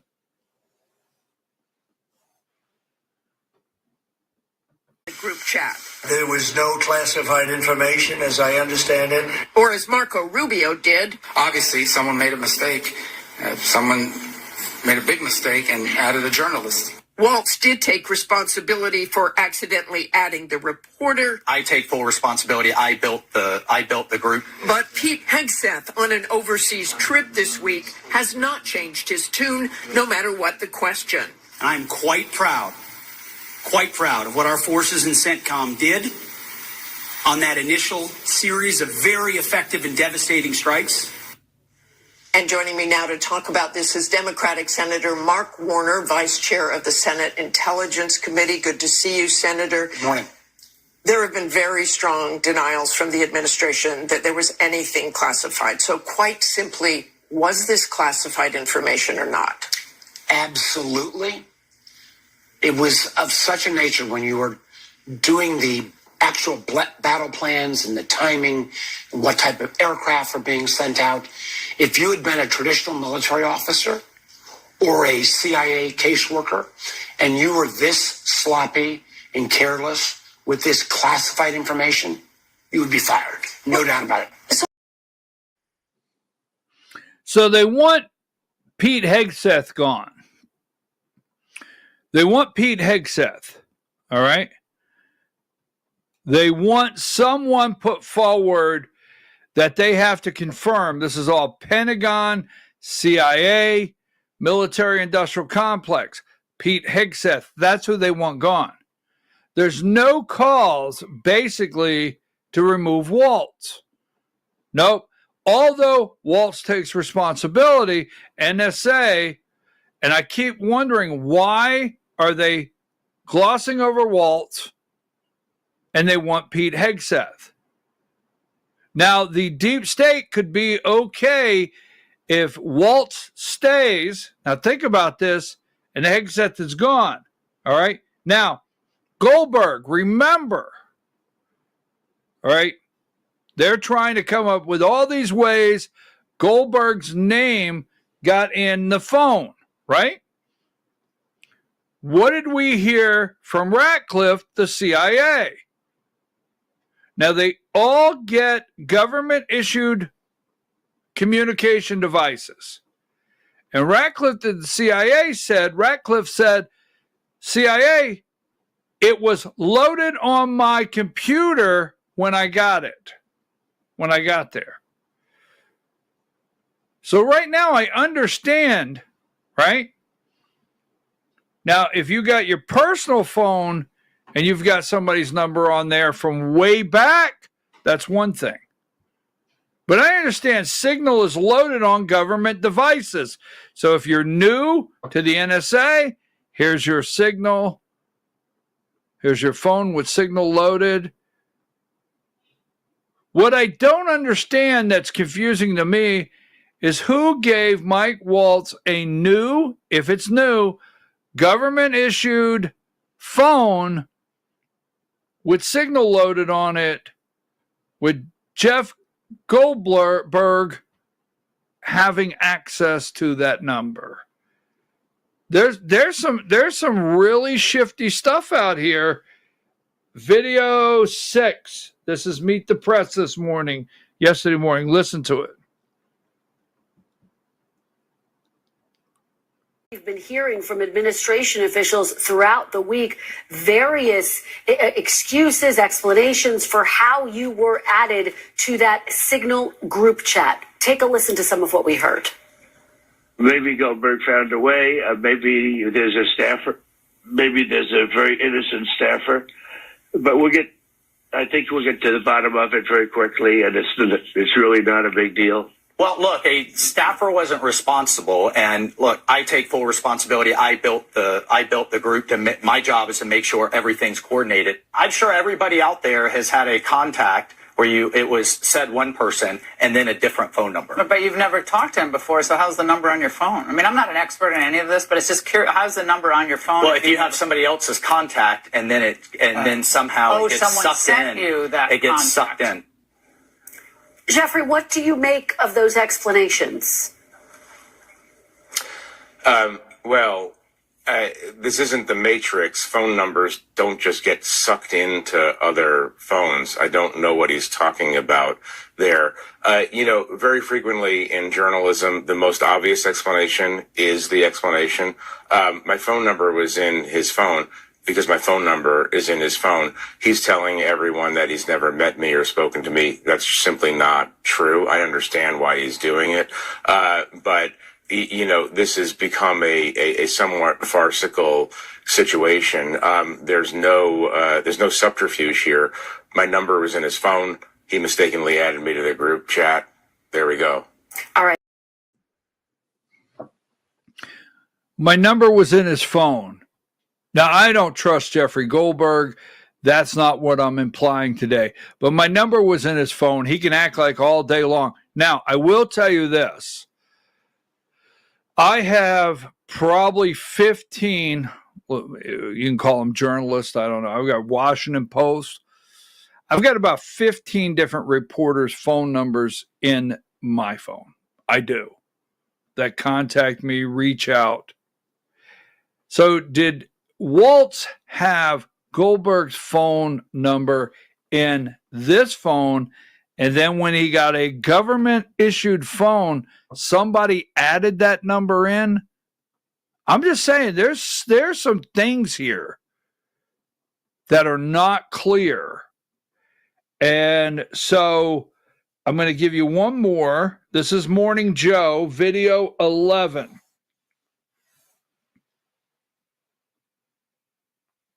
And we should note there where we played that sound from Jeffrey, there are photographs of Congressman Walz and Jeffrey Goldberg together at an event. And earlier in this news cycle, Jeffrey said, oh, yeah, he had met Walz once or twice. Not provided details, certainly hasn't said whether they communicated on any sort of source level. But it's of course, they have met. That is clear. But that is something that it really angers the president and a lot of his inner circle here. Why Walz and not Pete Hegseth, the Secretary of Defense, who actually is the one who put the sensitive information in the group chat?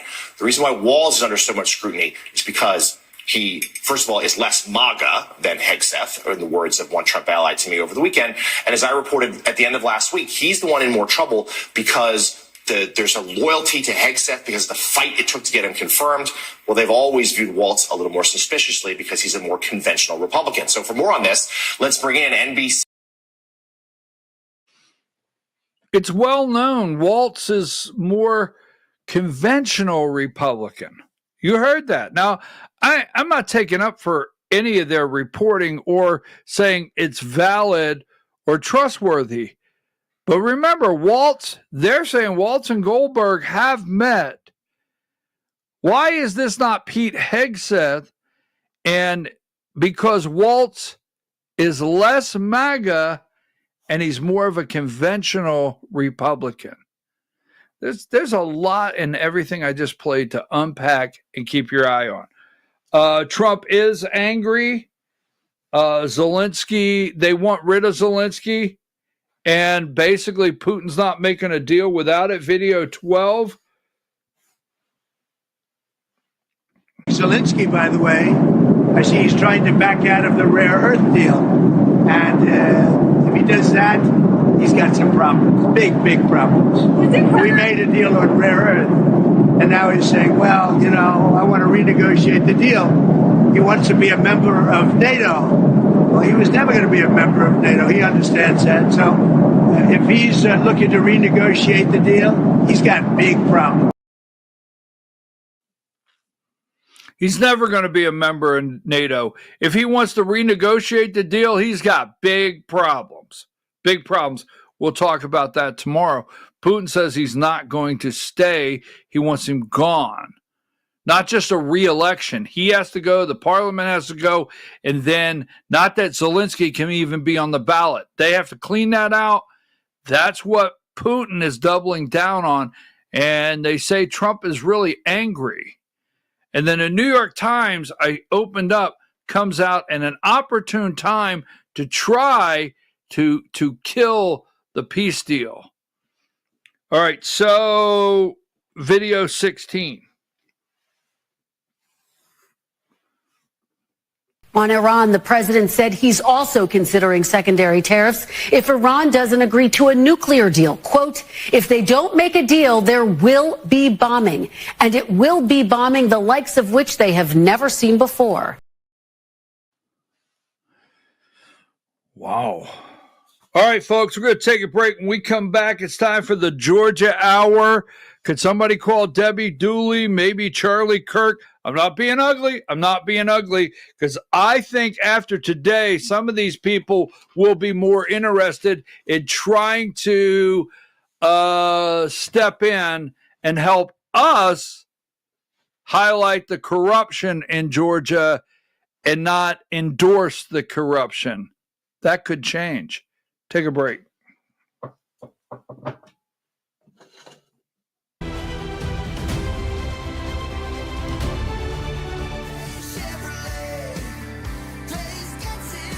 When truck month is here, the Silverados disappear at Days Chevrolet in Jasper. Pick your Silverado 1500 Crew Cab and save up to $12,500. And if you think the discount is big, wait till you see the selection. Come save up to $12,500 off Silverado 1500 Crew Cabs at Days Chevrolet in Jasper. Days Chevrolet. Days gets it done. Together, let's drive. Larry's Body Shop in Ellijay. Family owned and operated since 1978. The latest in cutting-edge digital technology and state-of-the-art equipment allow our iCard Gold Class certified technicians to restore your vehicle. Our second-to-none customer service will work directly with your insurance company. Major accident or minor fender bender, we take the dents out of accidents. Larry's Body Shop, North Georgia's #1 body shop. Visit us at collisiondecision.com. Why give your money to liberal media companies? Put your marketing needs in the hands of a conservative marketing professional and start getting results today. FYN Media Group, one of the top digital marketing agencies in Georgia, specializes in website design and hosting, social media promotion and management, and so much more. Visit FYNmediagroup.com or call 706-889-3564 for a free consultation. Welcome to El Rey Azteca Mexican Restaurant. We invite you to indulge your senses with our from-scratch authentic Mexican food. Whether you are hungry for fajitas or the El Rey Azteca burrito, we offer a wide variety of fine Mexican dishes, drinks, and desserts. Our inviting patio, indoor seating, and bar has a seat for everyone. So come to El Rey Azteca for delicious food, great drinks, good friends, and loads of fun in a casual and friendly atmosphere. Ladies, when you wear elegant jewelry, you become a force to be reckoned with. You shine brighter than the stars in the sky, and your inner beauty radiates like the sun. So embrace the magic, embrace the elegance, and let your jewelry be a reflection of your true, authentic self. My friends over at North Georgia Diamond know what a woman wants. Go see them for the perfect gift. And remember, when it comes to elegance, there's no such thing as too much. Come see us at North Georgia Diamond. We're igniting passion one sparkle at a time.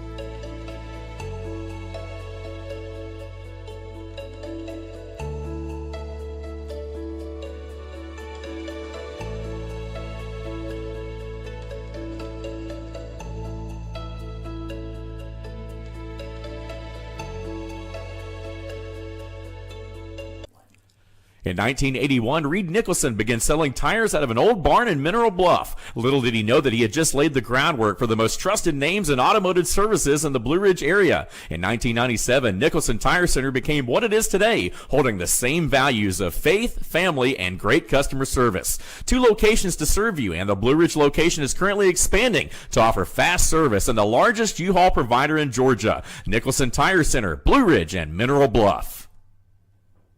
This is a special report. Knowing how to invest your money is harder than ever before. Dealing with stock market volatility, record debt, and terrorist attacks requires new thinking. At U.S. Asset Management, we can help you see the world more clearly so that you can move beyond the chaos and invest with confidence. Call us, visit us online, or drop by our office. U.S. Asset Management, helping you make better decisions with your money. Mesquite Grill, now offering online ordering for your convenience. Check out our new website at mesquitegrillbr.com. That's mesquitegrillbr.com. The great food and service you have come to expect, ready for you when you arrive. Open 7 days a week with a fully stocked bar and friendly service. Bring your furry friends with you and dine on our pet-friendly patio. Also, check out our catering options and let us prepare delicious food for your next event.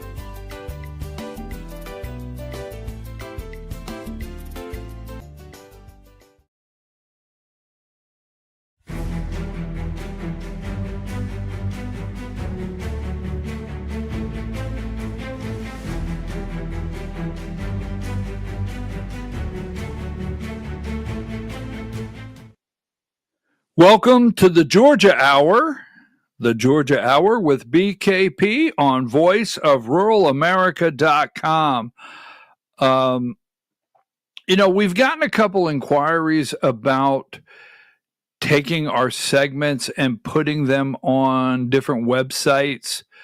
We just would appreciate you contacting Diane. You have the information, and just letting Diane know who you are, the website, and what you want to do, so we kindly know where the segments are, and we appreciate you asking and having interest.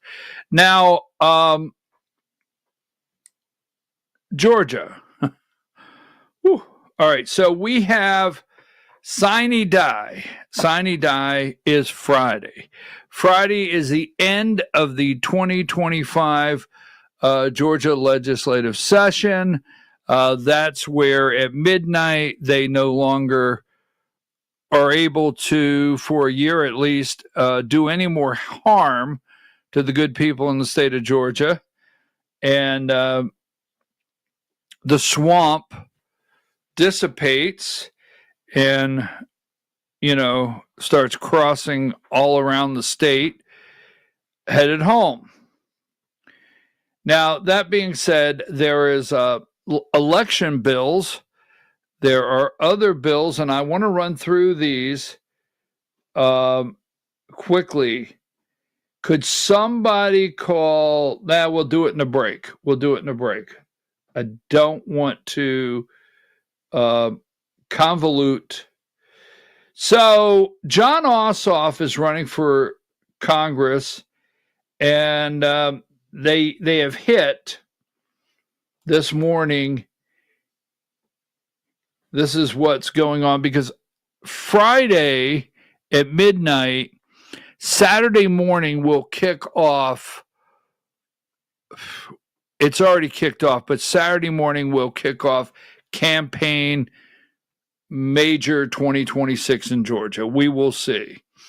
In Georgia, we have one. Go ahead and give me 105. We have one U.S. Senate seat up for grabs. We have all the constitutional officers, governor, lieutenant governor, right? Secretary of State, AG, school superintendent, state school superintendent, insurance commissioner, every constitutional office. We have all of our state house, Georgia State House, and Georgia State Senate on the ballot, not to mention commissioners, sheriff, the local races. So it kicks off Saturday morning, 2026. Now, John Ossoff has gone after Marjorie Taylor Greene. John Ossoff says Marjorie Taylor Greene doesn't have the guts for a Senate run. All right. Marjorie Taylor Greene held an event this past weekend, and we're hoping that we can convince Marjorie Taylor Greene to get on our side of Georgia corruption and help us expose it. Now, Marjorie Taylor Greene will yell. Go ahead and give me number 106. She will yell at the camera, and she will tell a reporter from the UK, go home, and she'll hit headlines there, and she will look at PBS and yell, you attack President Trump. We need to defund you, PBS. She will do that. But when it comes to Georgia, could you please find the last time Marjorie Taylor Greene highlighted any corruption in Georgia? Right? So this is 106. The days of U.S. Senate John Ossoff keeping a low profile in Washington are over as the freshman Democrats step forward with sharper rhetoric ahead of the first re-election campaign. All right. Last week he made headlines. Remember, he went after Ratcliffe. That was all set up so Ossoff could make headlines. All right. And he is ready to go after. I don't think that she's got the guts to do it, he said of the Rome Republican, but she would be a disaster in the United States Senate. So he is going after Marjorie Taylor Greene and this campaign. Now, I will tell you this. I think what he's doing and getting a jump start, he needs some media. Give me number 79. This is Ossoff.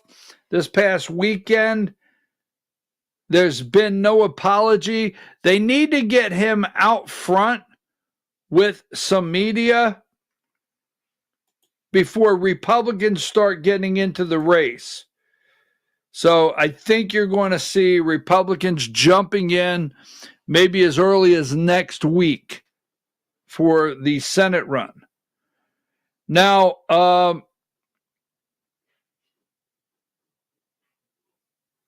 give me 107. This guy's really upset. His name's Brad Raffensperger. And Brad Raffensperger is very upset, Secretary of State of Georgia, because we're going to remove the state from the ERIC system, and there's going to be more control go under the state election board. And he sent out a warning. They are very upset. They are fighting this week. We have SB 214. We're still trying to get paper ballots across the finish line. Secretary of State Brad Raffensperger fired off a sharp warning about a fast-moving Republican election overall quickly advancing through the General Assembly. This is not Georgia GOP. Okay.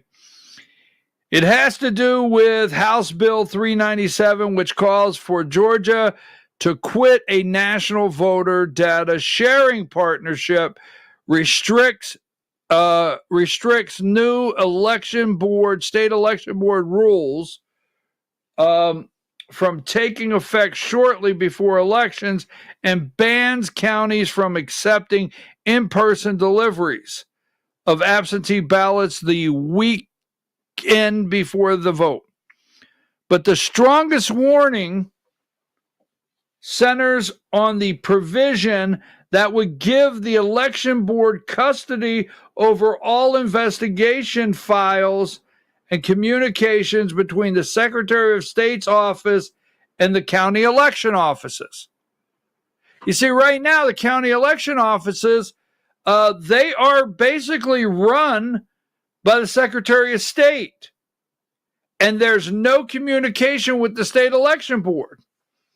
In the letter sent Friday that was obtained through Open Records Act, Raffensperger's attorney, Charlene McGowan, called it a massive intrusion on the Secretary of State's office to give unrestricted access of the Secretary of State's secure electronic files to outside individuals. Wait a minute, we'll get into that on another day. Who are not Secretary of State employees or even employees of the state of Georgia, would violate every basic cybersecurity and general IT security protocol and compromise the security of Georgia's elections. Now, what they don't want is they don't want the communications between the Secretary of State's office and your county election board or the election office. They don't want the state election board to have access. Number 108. See, the measure and similar state bill both advanced in committees along party lines last week and could reach a final vote before sine die. Here is a copy of the letter 109. Office of the Secretary of State. This letter is to reiterate the Secretary of State's significant concerns regarding the legality and feasibility of Section 3 of HB 397. This is a letter. Give me 110. Files must be under the sole custody and control of the secretary, right? To give unrestricted access of the secretary's secure electronic files to outside individuals who are not Secretary of State employees or even employees of the state would violate every basic cybersecurity and general IT security protocol. They are upset. Now, number 112, Georgia bill gives power to state election board and enacts its rules. 113, they laid this out last week. Georgia is planning one of the largest cancellation of voter registrations in U.S. history. 455,000 inactive voter registrations. They are upset. More than half the registrations scheduled to be canceled were identified by a 24-state organization called ERIC. They don't talk about the other 24 states in the lower continental U.S., right? The lower states, the other 24, what do they use?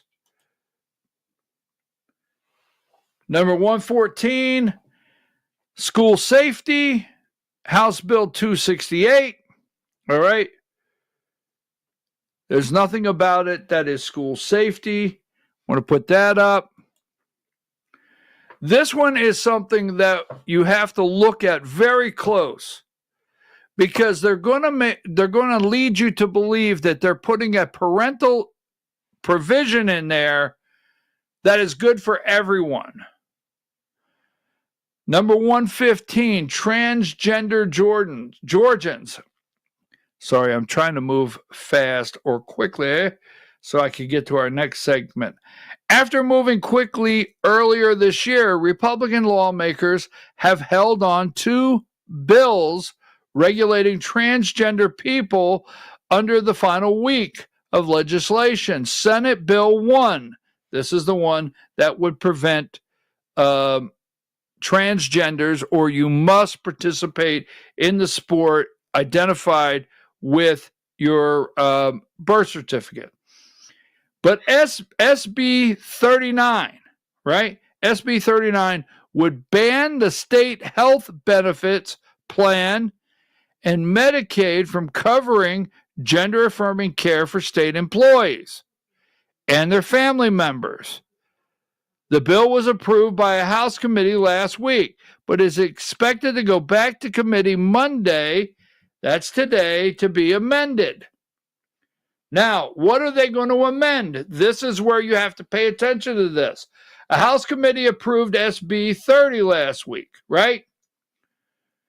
The bill establishes guidelines that must be met by physicians, mental health professionals, and parents before transgender minors, right, could receive puberty blocking medication to aid in their transition.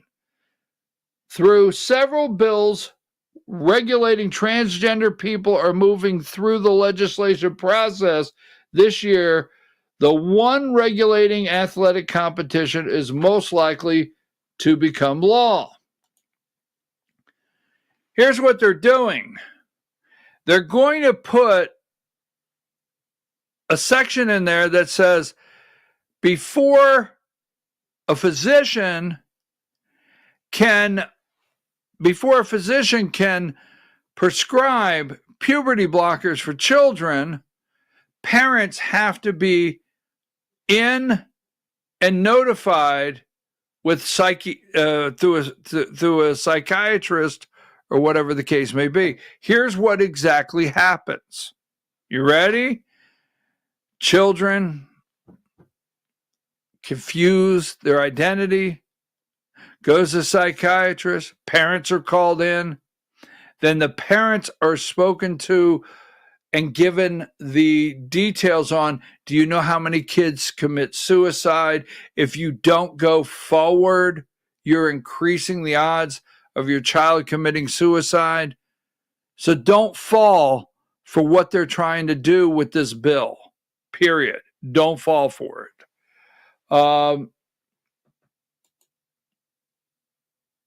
This one right here, 118. This really Brian Kemp going MAGA on us all of a sudden. Georgia Governor Brian Kemp, this is exactly why we're working so hard across the state and with federal law enforcement partners to get illegal immigrant criminals off our streets and out of Georgia. Great job, Sandy Springs. Biggest fentanyl bust in state history.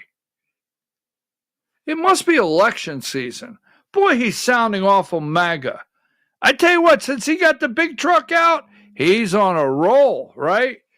How about this one? Chris Carr, our Attorney General, he's on a roll. He's really gone MAGA. Number 119. This week, our human trafficking prosecution unit joined several there. For the Atlanta Coalition Build, an effort aimed at growing local partnerships in the fight to end human trafficking in our state. Boy, he's gone MAGA. Here's one Chris Carr's really gone MAGA, our Attorney General. Now, this is actually a joke to me. This is Team Carr number 120. This was on the 27th. Chris Carr has always fought to stop taxpayer-funded abortion. Now, but he did not fight to stop you from paying the taxpayer-funded transition, right? Gender transition surgery in Georgia for employees, Georgia state employees. He didn't fight for that.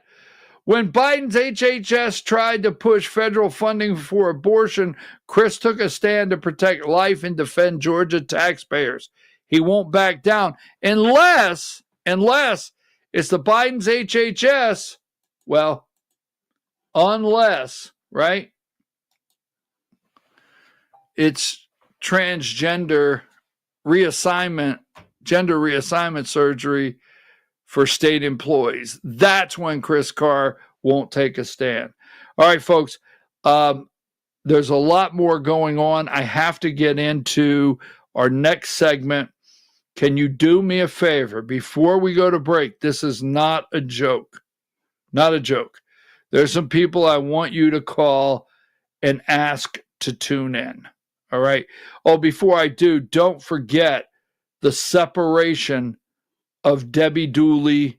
Don't forget the separation of Debbie Dooley and the Georgia Freedom Caucus. Yes, they're at odds. Then there's Debbie Dooley at odds with GRA. Debbie Dooley. All right, so if Debbie Dooley's able to recover from that truck that ran her over this weekend, I need her on the show. I'm not joking. I need John Fredericks on the show. If he can be on the show, I need Charlie Kirk. We're not attacking Charlie, so relax. I need him on the show. We need Candace Taylor. Yes, we need Candace Taylor on the show. Who else do we need? Marjorie Taylor Greene. We need Marjorie Taylor Greene on the show. Yes, because I think they're going to wow, we did not realize all of this once we break it down. We will return after these brief messages with the Georgia Hour, Republican Party removing candidates from the ballot just because they don't want them on there, much like a Democrat would do to Donald Trump. You can't make this up when we return.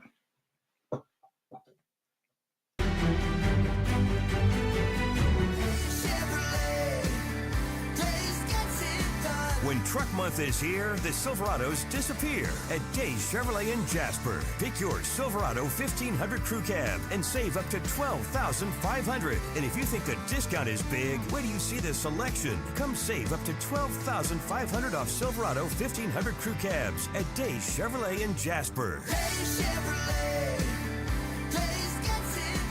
Together, let's drive. Larry's Body Shop in Ellijay. Family owned and operated since 1978. The latest in cutting-edge digital technology and state-of-the-art equipment allow our iCard Gold Class certified technicians to restore your vehicle. Our second-to-none customer service will work directly with your insurance company. Major accident or minor fender bender, we take the dents out of accidents. Larry's Body Shop, North Georgia's #1 body shop. Visit us at collisiondecision.com. Why give your money to liberal media companies? Put your marketing needs in the hands of a conservative marketing professional and start getting results today. FYN Media Group, one of the top digital marketing agencies in Georgia, specializes in website design and hosting, social media promotion and management, and so much more. Visit FYNmediagroup.com or call 706-889-3564 for a free consultation. Welcome to El Rey Azteca Mexican Restaurant. We invite you to indulge your senses with our from-scratch authentic Mexican food. Whether you are hungry for fajitas or the El Rey Azteca burrito, we offer a wide variety of fine Mexican dishes, drinks, and desserts. Our inviting patio, indoor seating, and bar has a seat for everyone. So come to El Rey Azteca for delicious food, great drinks, good friends, and loads of fun in a casual and friendly atmosphere. Ladies, when you wear elegant jewelry, you become a force to be reckoned with. You shine brighter than the stars in the sky, and your inner beauty radiates like the sun. So embrace the magic, embrace the elegance, and let your jewelry be a reflection of your true, authentic self. My friends over at North Georgia Diamond know what a woman wants. Go see them for the perfect gift. And remember, when it comes to elegance, there's no such thing as too much. Come see us at North Georgia Diamond. We're igniting passion one sparkle at a time.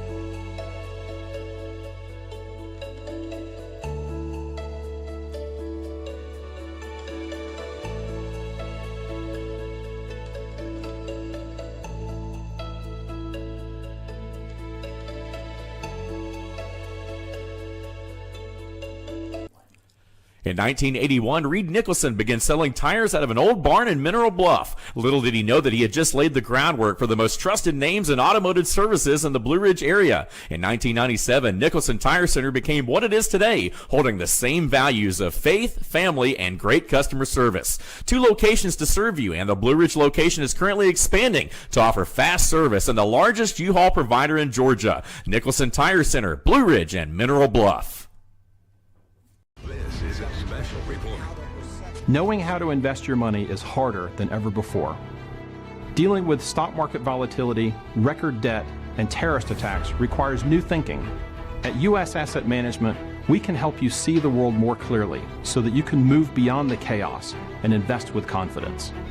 Call us, visit us online, or drop by our office. U.S. Asset Management, helping you make better decisions with your money. Mesquite Grill, now offering online ordering for your convenience. Check out our new website at mesquitegrillbr.com. That's mesquitegrillbr.com.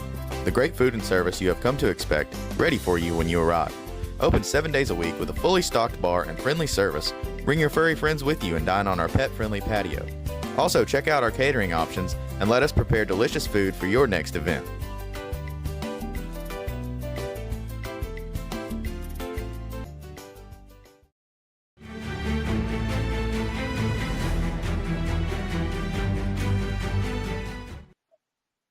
All right, folks, we're back. I am your host, BKP. You're watching the Georgia Hour on voiceofruralamerica.com. Now, my goal, I do have a goal here, is to drain the swamp, expose the corruption in Georgia at any cost. And I say that because they are not happy. We're making headway. The first level of the swamp in Georgia is the Georgia GOP Inc. There's an election, right? In June, I can't remember the day, for the state party officers in Dalton, Georgia. Now, that's the first part. And that has to be, if we don't remove the swamp or start swamp removal, then the odds grow quite dim of making it happen in Georgia, as corrupt as it is. So let's start here.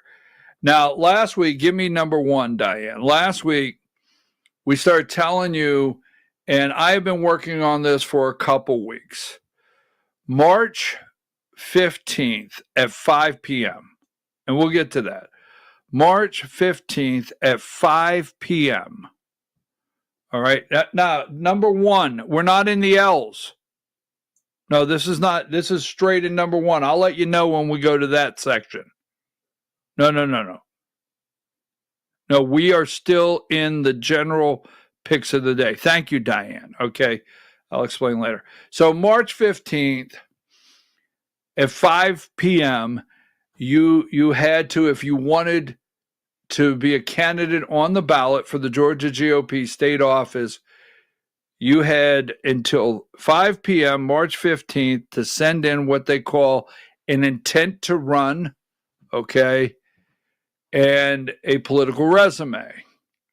Now, realistically, and we're going to get into this in a moment, there's a lady by the name of Lisa Pierce. I've been working on this. Today is March 31st. I've been working on this for weeks now. But, so you could literally, in my opinion, and I have talked to some attorneys on this, you could literally take a napkin, the way the rules are written, and write, I intend to run, and sign your name. And you can take another napkin and say, political resume, and sign your name. You really can. We're going to show you that. But the reason I'm starting here is this is Sally Grubbs and Josh McCoon. Josh is currently the chairman of the Georgia GOP Inc., and Sally Grubbs is currently the Georgia GOP Inc. 80 and over chair, meaning if you're in a county that is 80,000, your population or over, she's the chair of that group. So for the state, then she is the former chair of the Cobb County GOP. Now they are running as a team. And the reason I want to bring that up, they are running as a slate. She is running for first vice chair. He's running for re-election of chair. All right. She is, there's video of her standing up saying, I'm running for first vice chair and I support and endorse Josh McCoon. So that's why we have to start here. Now, what I'm saying is Josh McCoon, the current chairman of the Georgia GOP Inc., he is really smooth at removing himself as though he's not involved or he doesn't know or he didn't participate. And I'm going to look at the camera and tell you there's nothing tied to Sally Grubbs that Josh McCoon is not aware of. Nothing tied to Sally Grubbs that Josh McCoon somehow, some way is not contributing, a part of, some way. There you go. Put it together. They are a team. You have to report it that way. Now, let's go with Number 13. Let's start at the Cobb County GOP. I'm just going to give you a brief on this. Number 13. Now, this is Debbie Dooley. Okay. Now, Debbie Dooley, wink, wink, as Sally says, unbeknownst to her, went after Sophia Farouk. I sent you the picture. Can I just get it ready? It's 121 or 122. I just sent it. So the Cobb County GOP election, a lady run, and I'm going to say identifying because I have never had a discussion with this lady concerning religious beliefs or how you identify. We'll call it identify. I identify as a Christian, all right? So I've never had this discussion. But obviously the Cobb County GOP leadership or the elites do not want a Muslim or someone that identifies as Muslim to chair their county party. All right. Now, Debbie Dooley went after Sophia Farouk like you would not believe, viciously, right? Now, Debbie Dooley claims to support Donald J. Trump, claims to be MAGA. Now, my opinion with a question mark, because she always likes to throw out lawyer up, is she's only loyal to where she may be getting paid. Maybe, all right? This kind of evil, I call it evil, does not come out of the kindness because it's not kind of anybody's heart. So she viciously goes after her. And then they find another candidate. Now, our story this morning is not the Georgia GOP Inc., Josh McCoon, and Sally Grubbs going after. Remember, they're a team going after Sophia Farouk. Now, put up Sophia Farouk for a minute. And we all know. So I'm going to ask this question before I move on. This lady here, I understand, and when I say identify, I do it respectfully, identifies as a Muslim. Now, I just want to be clear, be very clear, because this story we're going to be coming back to. Now, Josh and Sally, because they are a team, Sally's doing nothing that Josh doesn't know about. They will do anything, all right? They will do anything to manipulate, alter. I mean, you hear Elon Musk talk about stealing an election. You hear Donald Trump talk about stealing an election. But right here in Georgia, I mean, it's in black and white. And I really think if people like Charlie Kirk, if people like Marjorie Taylor Greene, if people really get in, because you got to look at it this way. Dr. Mehmet Oz is a practicing Muslim. This is not a right or wrong segment. He's a practicing Muslim. And Dr. Mehmet Oz ran for Senate. And Dr. Mehmet Oz was endorsed by Donald J. Trump. Okay? He didn't win, but he was endorsed. Now, second, Dr. Mehmet Oz is HHS. He's in the Trump administration about to take over Medicare and Medicaid as a practicing Muslim in Donald Trump's administration. So, just saying, will the Cobb County GOP allow, or will Republicans, do they? If you take a stand, just let me know. That is a story we're working on.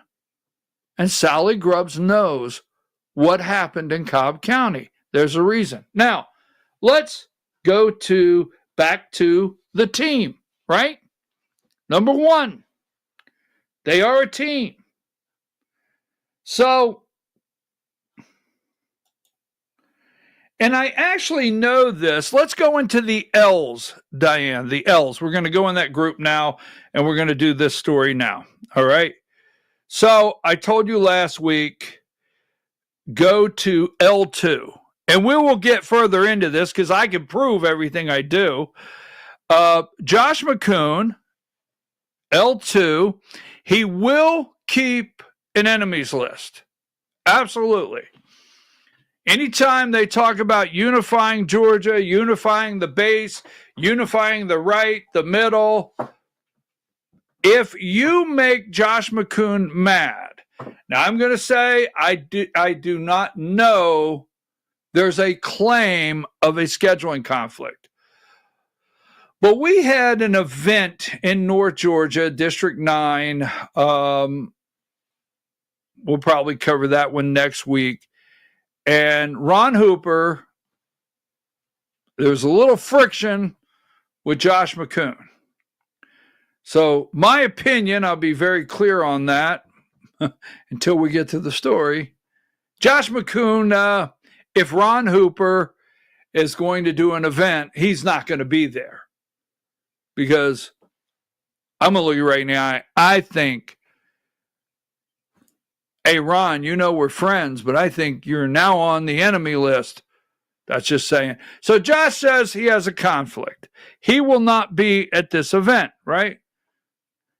But first vice chair, Sally Grubbs, Alice Olenek, and Lisa Pierce. Now, this is not an endorsing story in any way whatsoever. Sally Grubbs, Alice Olenek, and Lisa Pierce. Now, so Sally and Josh running as a team. Sally doesn't think she can win in a 3-person race. And not to take up in the interest of time, the last time, see, they can never let it happen again. Just like Trump. You think the Democrats do that? Oh, hell no. Remember when all the establishment Republicans, right, and the never Trumpers and the Democrats, when it came to Donald J. Trump, said, we can never let that happen again. Never, right? Same thing in Georgia with the Georgia GOP Inc.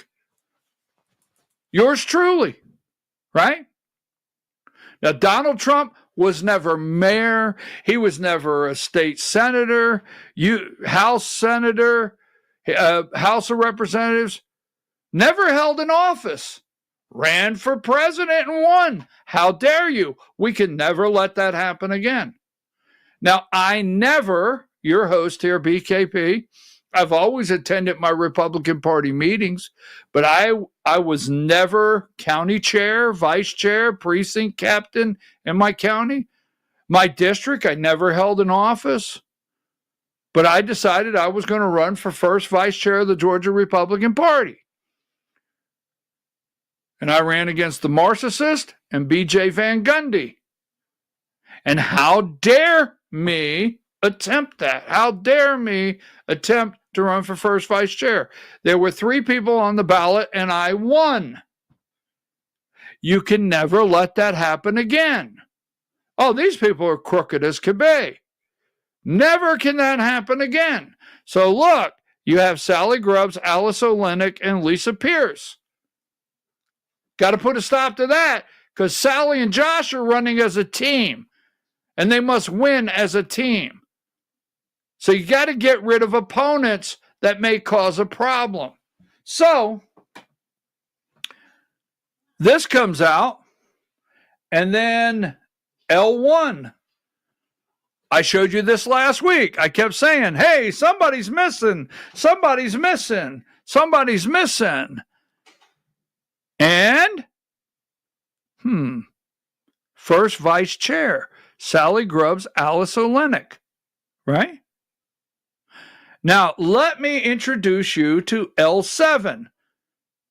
This is Lisa Pierce. Very nice lady, right? So I want you to know who she is as we go forward. This is Lisa Pierce. Now, remember, leave her up there for a minute. Remember Colorado, Maine. You remember all the attempts they made to keep Trump off the ballot, right? Now, for sure, Republicans would never do anything like that. Never. And just plow forward like it didn't happen. So this is Lisa Pierce. Now let's go back to, I want to go with, we're going to look at the rule first. All right. And L8. Let's go to the rule because I know the rules. We're going to break it down. So, you know, it would be nice if you could put the rules under her, but if you can't, don't worry about it. Now, L8, pursuant to Rule 9.1, in order to be eligible for consideration for nominating committee and ultimately by the state convention for offices of chairman, blah, blah, blah, blah, blah, a candidate must submit a notice of candidacy. All right? A notice of candidacy. Now, there's no template, there's no format, there's no reference, just notice of candidacy. Here you go, my notice. I'm running. That's it.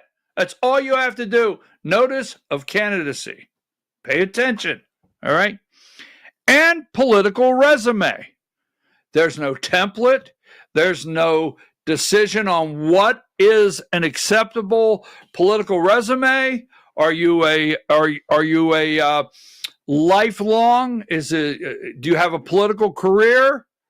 Nothing. There is nothing in the Georgia GOP Inc. rules that tell you what identifies as a notice and a resume. Zero. Got it? Now,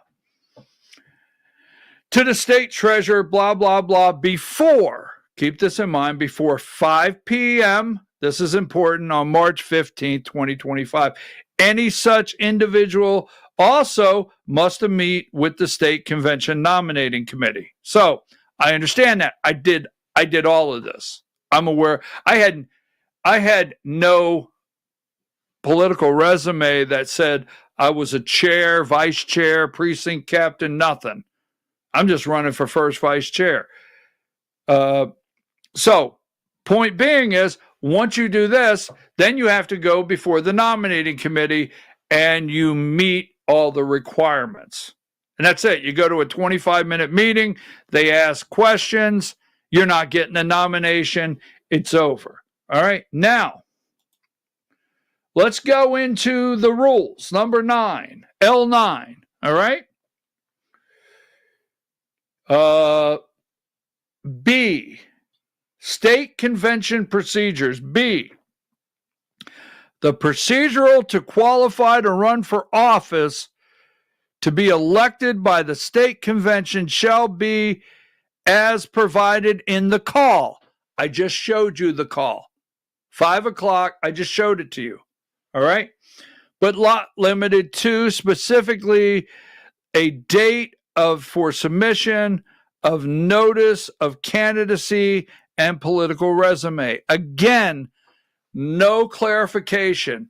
There is no C 9.12 for the template for a resume. Nothing. This is it. All right. Now, so on L10,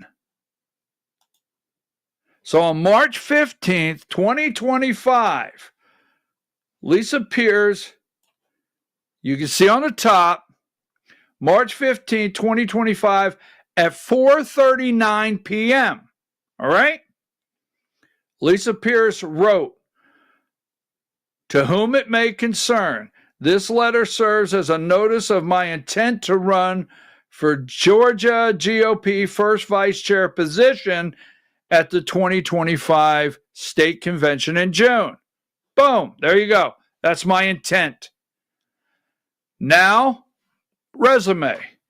I am currently the chair. Now, being the chair, Republican Party chair in a county, obviously is disqualifying, right? That's not a qualification, obviously. So if you're out there and you are a chair, and you're a county chair anywhere in the state of Georgia or any other position you hold, does not mean you could meet the qualifications to run for state office, although nowhere in the rules is anything identified or specified. All right. I am currently the chair of Upton County GOP and have served in the position for approximately 23 months in total. Prior to my involvement in the Republican Party, she's been involved in the party. I served on my board of directors for our local Kiwanis organization. I am recently retired after a very successful career, 27-year career in healthcare, and live on my family farm. I look forward to working with my fellow Republicans to advance Republican agenda and grow Georgia GOP across the state. Sincerely, Lisa Pierce. Okay, now you got the time, March 15th, 4:39. So Karen Henshaw, I don't know, give me number L11. I don't know exactly her title, but Karen Henshaw is the executive secretary.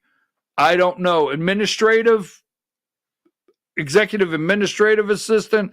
I do not know, but everything at the Georgia GOP Inc. goes through Karen Henshaw. On March 15th at 4:49, meaning Karen acknowledges she received this before 5. 5's the cutoff. The acknowledgement, I got it, it's before 5 o'clock, is right there. Lisa, you also need to submit your political resume, or is this email considered both letter and resume? Karen. See, Karen said, hey, you need to submit the resume, or is this both? I mean, are you considering this both? I just need to know. Okay.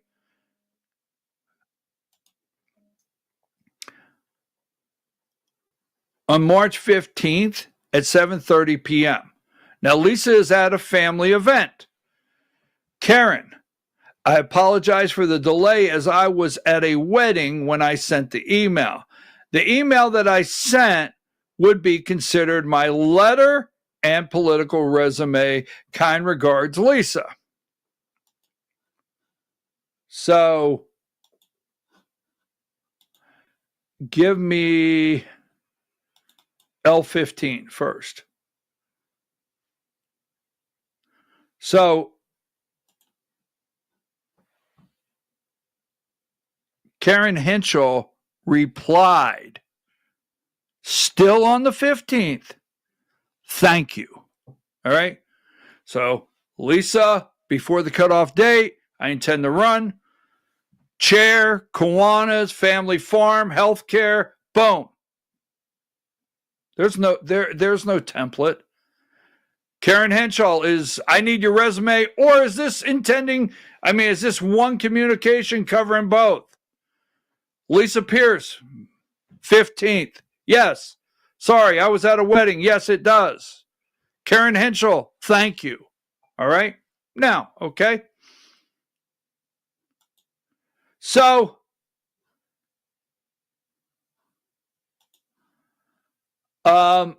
now that's on the 15th. Give me L14.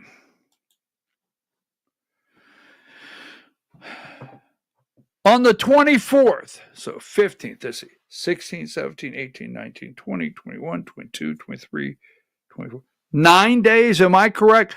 9 days later. 9 days.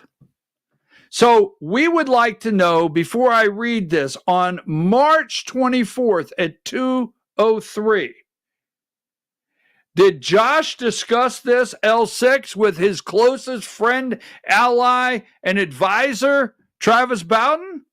L6? In the 9 days? Did they have meetings to discuss it? Alex Kaufman? John White? L3. I think I would like to see communication. I'd like to see communication. Now, you can't. It's Georgia GOP Inc. Josh McCoon can look at you. He will look at you and tell you how transparent they are. He will look at you and tell you they're good stewards of the money. But it is a trust me situation because the Georgia GOP Inc. is just that. It's an Inc. and it is not accessible to open records. But if we could, on March 15th until the 24th, if we could see the communication between the team, you see, Lisa Pierce would be running against Sally Grubbs. 9 days from the thank you. Karen Henschel said, thank you. And 9 days later, I would like to see if Josh McCoon is transparent. All communication, signal, email, right?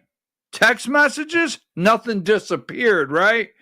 Every single communication, everything on your phones, in and out, how many times you and Sally called each other in 9 days. And see if Lisa Pierce and the conversation concerning her eligibility or how to disqualify her came up. I'd like to see it, but you can't. You know why? Because it's the ink. So now go to L14. I can't stand corruption. I can't stand corrupt. Oh, they got a nice smile. So anyhow, now, so here's what Lisa receives from Karen Henschel. Now, all communication is from Karen Henschel, right? And she sounds as though she made the decision. And I'll show you how. Because it sounds as though Karen said, Lisa, I've reviewed this. That's not what it says. That's why it's on the screen. I've reviewed this for 9 days. I've decided this. You're not eligible. And these people concur. Now, I may not understand concur, meaning, they agree with me. Whose decision is this? So, Karen Henschel, candidacy for first vice chair to Lisa Pierce, Josh McCoon, right? Josh McCoon, Alex Kaufman, John White, the parliamentarian. Dear Lisa, this is to notify you that your submission of intent to run for Georgia GOP first vice chairman, as required by Section 7 of the 2025 GRP, Georgia Republican Party, Inc. convention call, does not meet the section's requirements, and therefore you are ineligible for consideration for nominating committee. Does not meet section's requirements. Can you send us those requirements? Because I have personally done this. I wrote a sentence, I intend to run. She identified it's my resume and intent. Karen knows that. There is I don't care, I can say it 100 and some times, there is absolutely no template, none whatsoever, no guidelines. There is nothing says resume as follows. There is nothing that says letter of intent as follows. Example, there's nothing that says this is an example of what we need from you. Zero, right? You did not meet requirement, and therefore you're ineligible. Here's my interpretation. We all got together, my interpretation, for 9 days. I didn't see how, there it is, 9 days. And, I think maybe Sally and Josh, the team, was talking it over. Now, John White, as I say, my opinion, John White, the parliamentarian, he will interpret the Georgia GOP Inc. rules as Josh sees fit. Because John White, if you ask him for a parliamentarian decision on a rule, he can give you like 4 different options to choose from. That's no joke. All right. So, which at a minimal should specify, a minimal contain specifics regarding your political qualifications and experience. Now, remember, political qualifications, that's not currently being a GOP chair. You don't meet the qualifications according to Karen. Political qualifications and experience, skills. The word skills and other information, just anything. We just decided as appropriate. So they've decided what's appropriate on their own.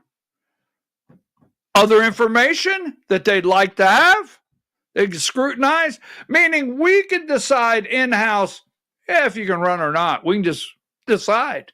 If we don't want you on the ballot to run against Sally Grubbs, if we think Sally Grubbs can run against Alice Olenek head-to-head, and this is not anti-Alice or supporting anybody, but if we think Sally could run Alice Olenek head-to-head and win, but if we think there's a third person, see, the last time there was a first vice chair race and there was 3 people, this guy won. That can't happen again, and there's a danger of that. Oh, they're corrupt as hell. So, skills. I think maybe she has nunchuck skills, right? And experience. The state party general counsel, Alex Kaufman, and parliamentarian John White concur in this decision. They agree with me. Sincerely, Karen. Oh, accounting director. She's the accounting director. Karen, sincerely, Karen. What? So, let me get back to this right here. All right.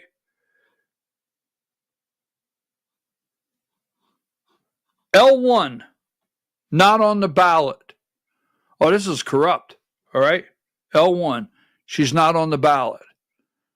Now, my understanding is, I have spoke to her, that she let them know that she expects to be on the ballot. Now, right now, all the candidates are waiting for the delegate list. The delegate list was supposed to be completed from every county convention. For the state convention and district conventions, your delegates was supposed to be completed and submitted by 5 o'clock Friday. So today is Monday. So these candidates should be getting their NDA. They got to sign an NDA to get the delegate list, and they should be receiving that. They should be doing it today.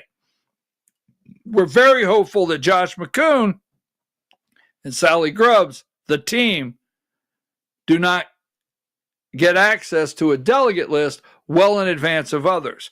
But I do know Lisa Pierce, give me number L7, right?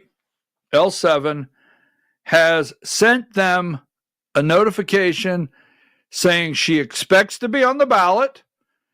I understand she will be campaigning. She's going to be campaigning. And she's going to be telling her story. Everything you see here, she's going to be doing. L16, Diane. This is from Lisa Pierce. This is March 20th. When she, March 20th, to all delegates of the Georgia GOP, I am running for first vice chair of the Georgia GOP Republican Party, Inc. I threw the Inc. in. Why? We need change in the state. We need people who are really American first. Really, she capitalized that. And will help push Trump's agenda. She might be a Trumpster in America first. She may be MAGA. On elections, hand-marked, hand-counted, and one-day voting. How dare you? How dare you? Did you not think, after putting something like this out, that Josh was going to allow you? Now, I'm just saying, the team, Josh and Sally, someone, do you think If you put out, you want to run for state office so you can support Donald Trump, so you can support what he says we want in our elections, how dare you? I mean, they're over there, Sally and Josh and them, like, who in the hell do you think you are? Oh, by the way, we need people who believe in transparency in all things that GOP does. Really? Huh. And has an executive team that has a true voice on the decisions being made. We need people who will stand up against those calling themselves Republicans.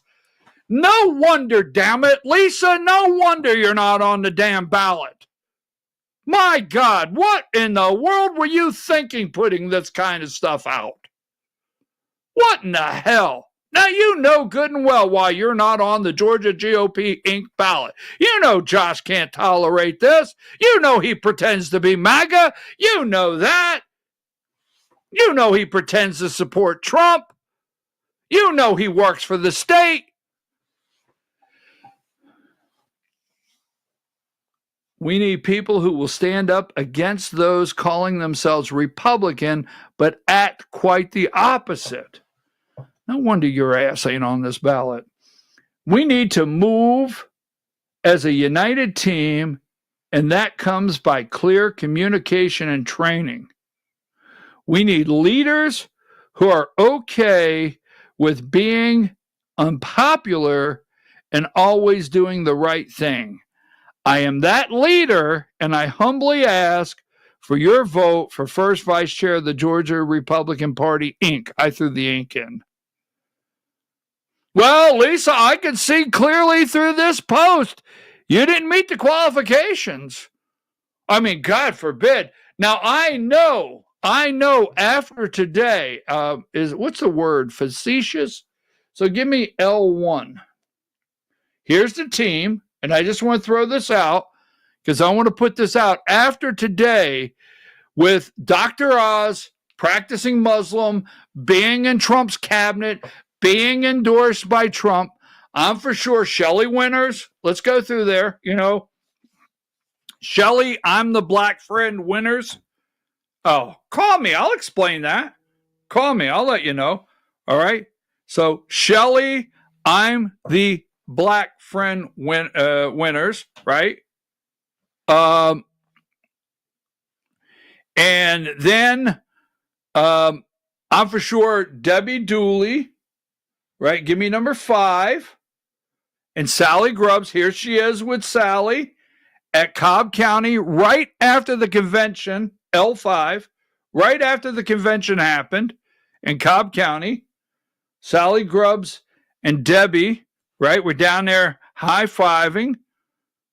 So I'm for sure, Debbie, after today's revelations that we've exposed, you're going to switch gears, apologize to MAGA, get on board and say, my God, I can no longer support Josh McCoon for chair or Sally Grubbs for first vice chair, knowing what I know now with the documents out there. Candace Taylor, I'll show you that in a minute. L4, let's get John Fredericks, the Godzilla bullshit, on the line, right? Let's get him on the line and say, look, and the Marxist, Marxist has to get on there, and Debbie and Sally and John endorsed Josh, endorsed Sally. John is close friends with Debbie. The Marxist and John, well, we'll just leave that alone. There you go.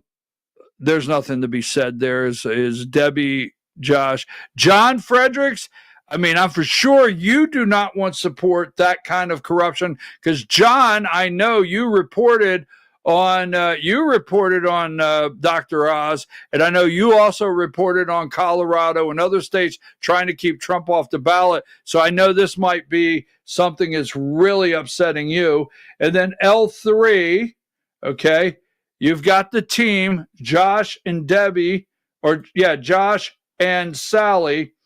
Now, let's go to Diane. I got to go back to the pictures, okay? There you go. I I just know for a fact. Number 13, Debbie, I just know. So let me put this out for tomorrow. You got to call Candace, right?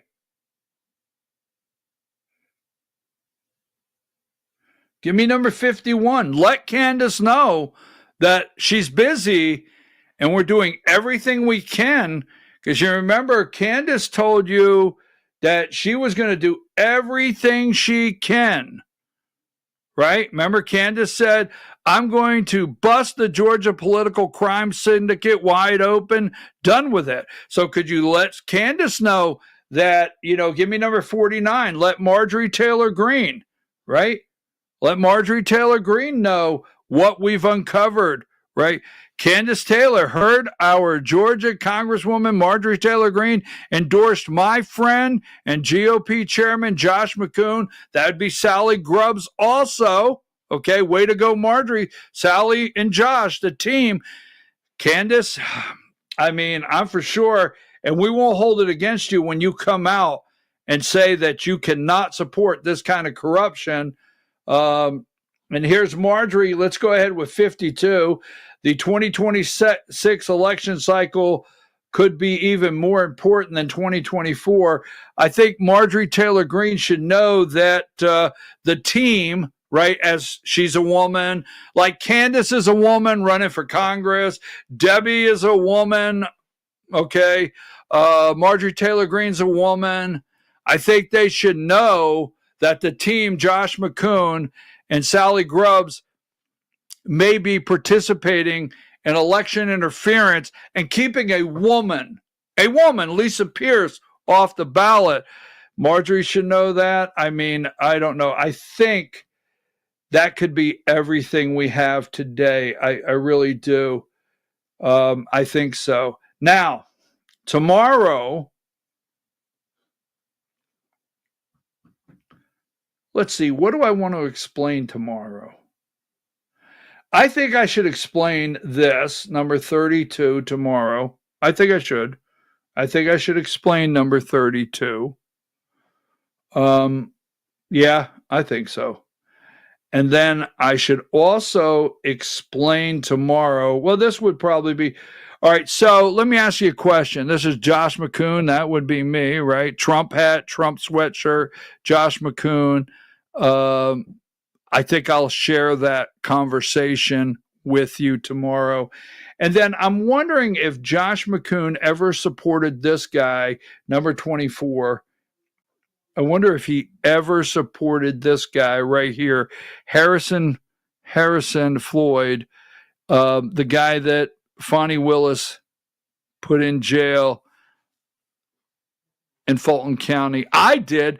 At this time, I am first vice chair of the Georgia Republican Party at this time, and I went down to support this guy, and I asked Josh to go support this guy. I asked the party to say something in support of this guy. So I wonder if Josh, and then number 19, I think we'll cover this also, my support of this guy here, right? And I can't find where, you remember when the Georgia State Senate Republican caucus removed Colton Moore from the caucus? You remember when we tried to get Josh to write a letter asking them to put him back in? Just saying. I think we'll discuss that picture. Yeah, we'll do that. All right, folks. Here's an intriguing picture, 28, and then we're going to close. How about this picture? How interesting is this? I think we'll explain this one too while we're on a roll. You remember that day when John Padgett and Governor Brian Kemp were having a very serious conversation at the fish fry in Perry?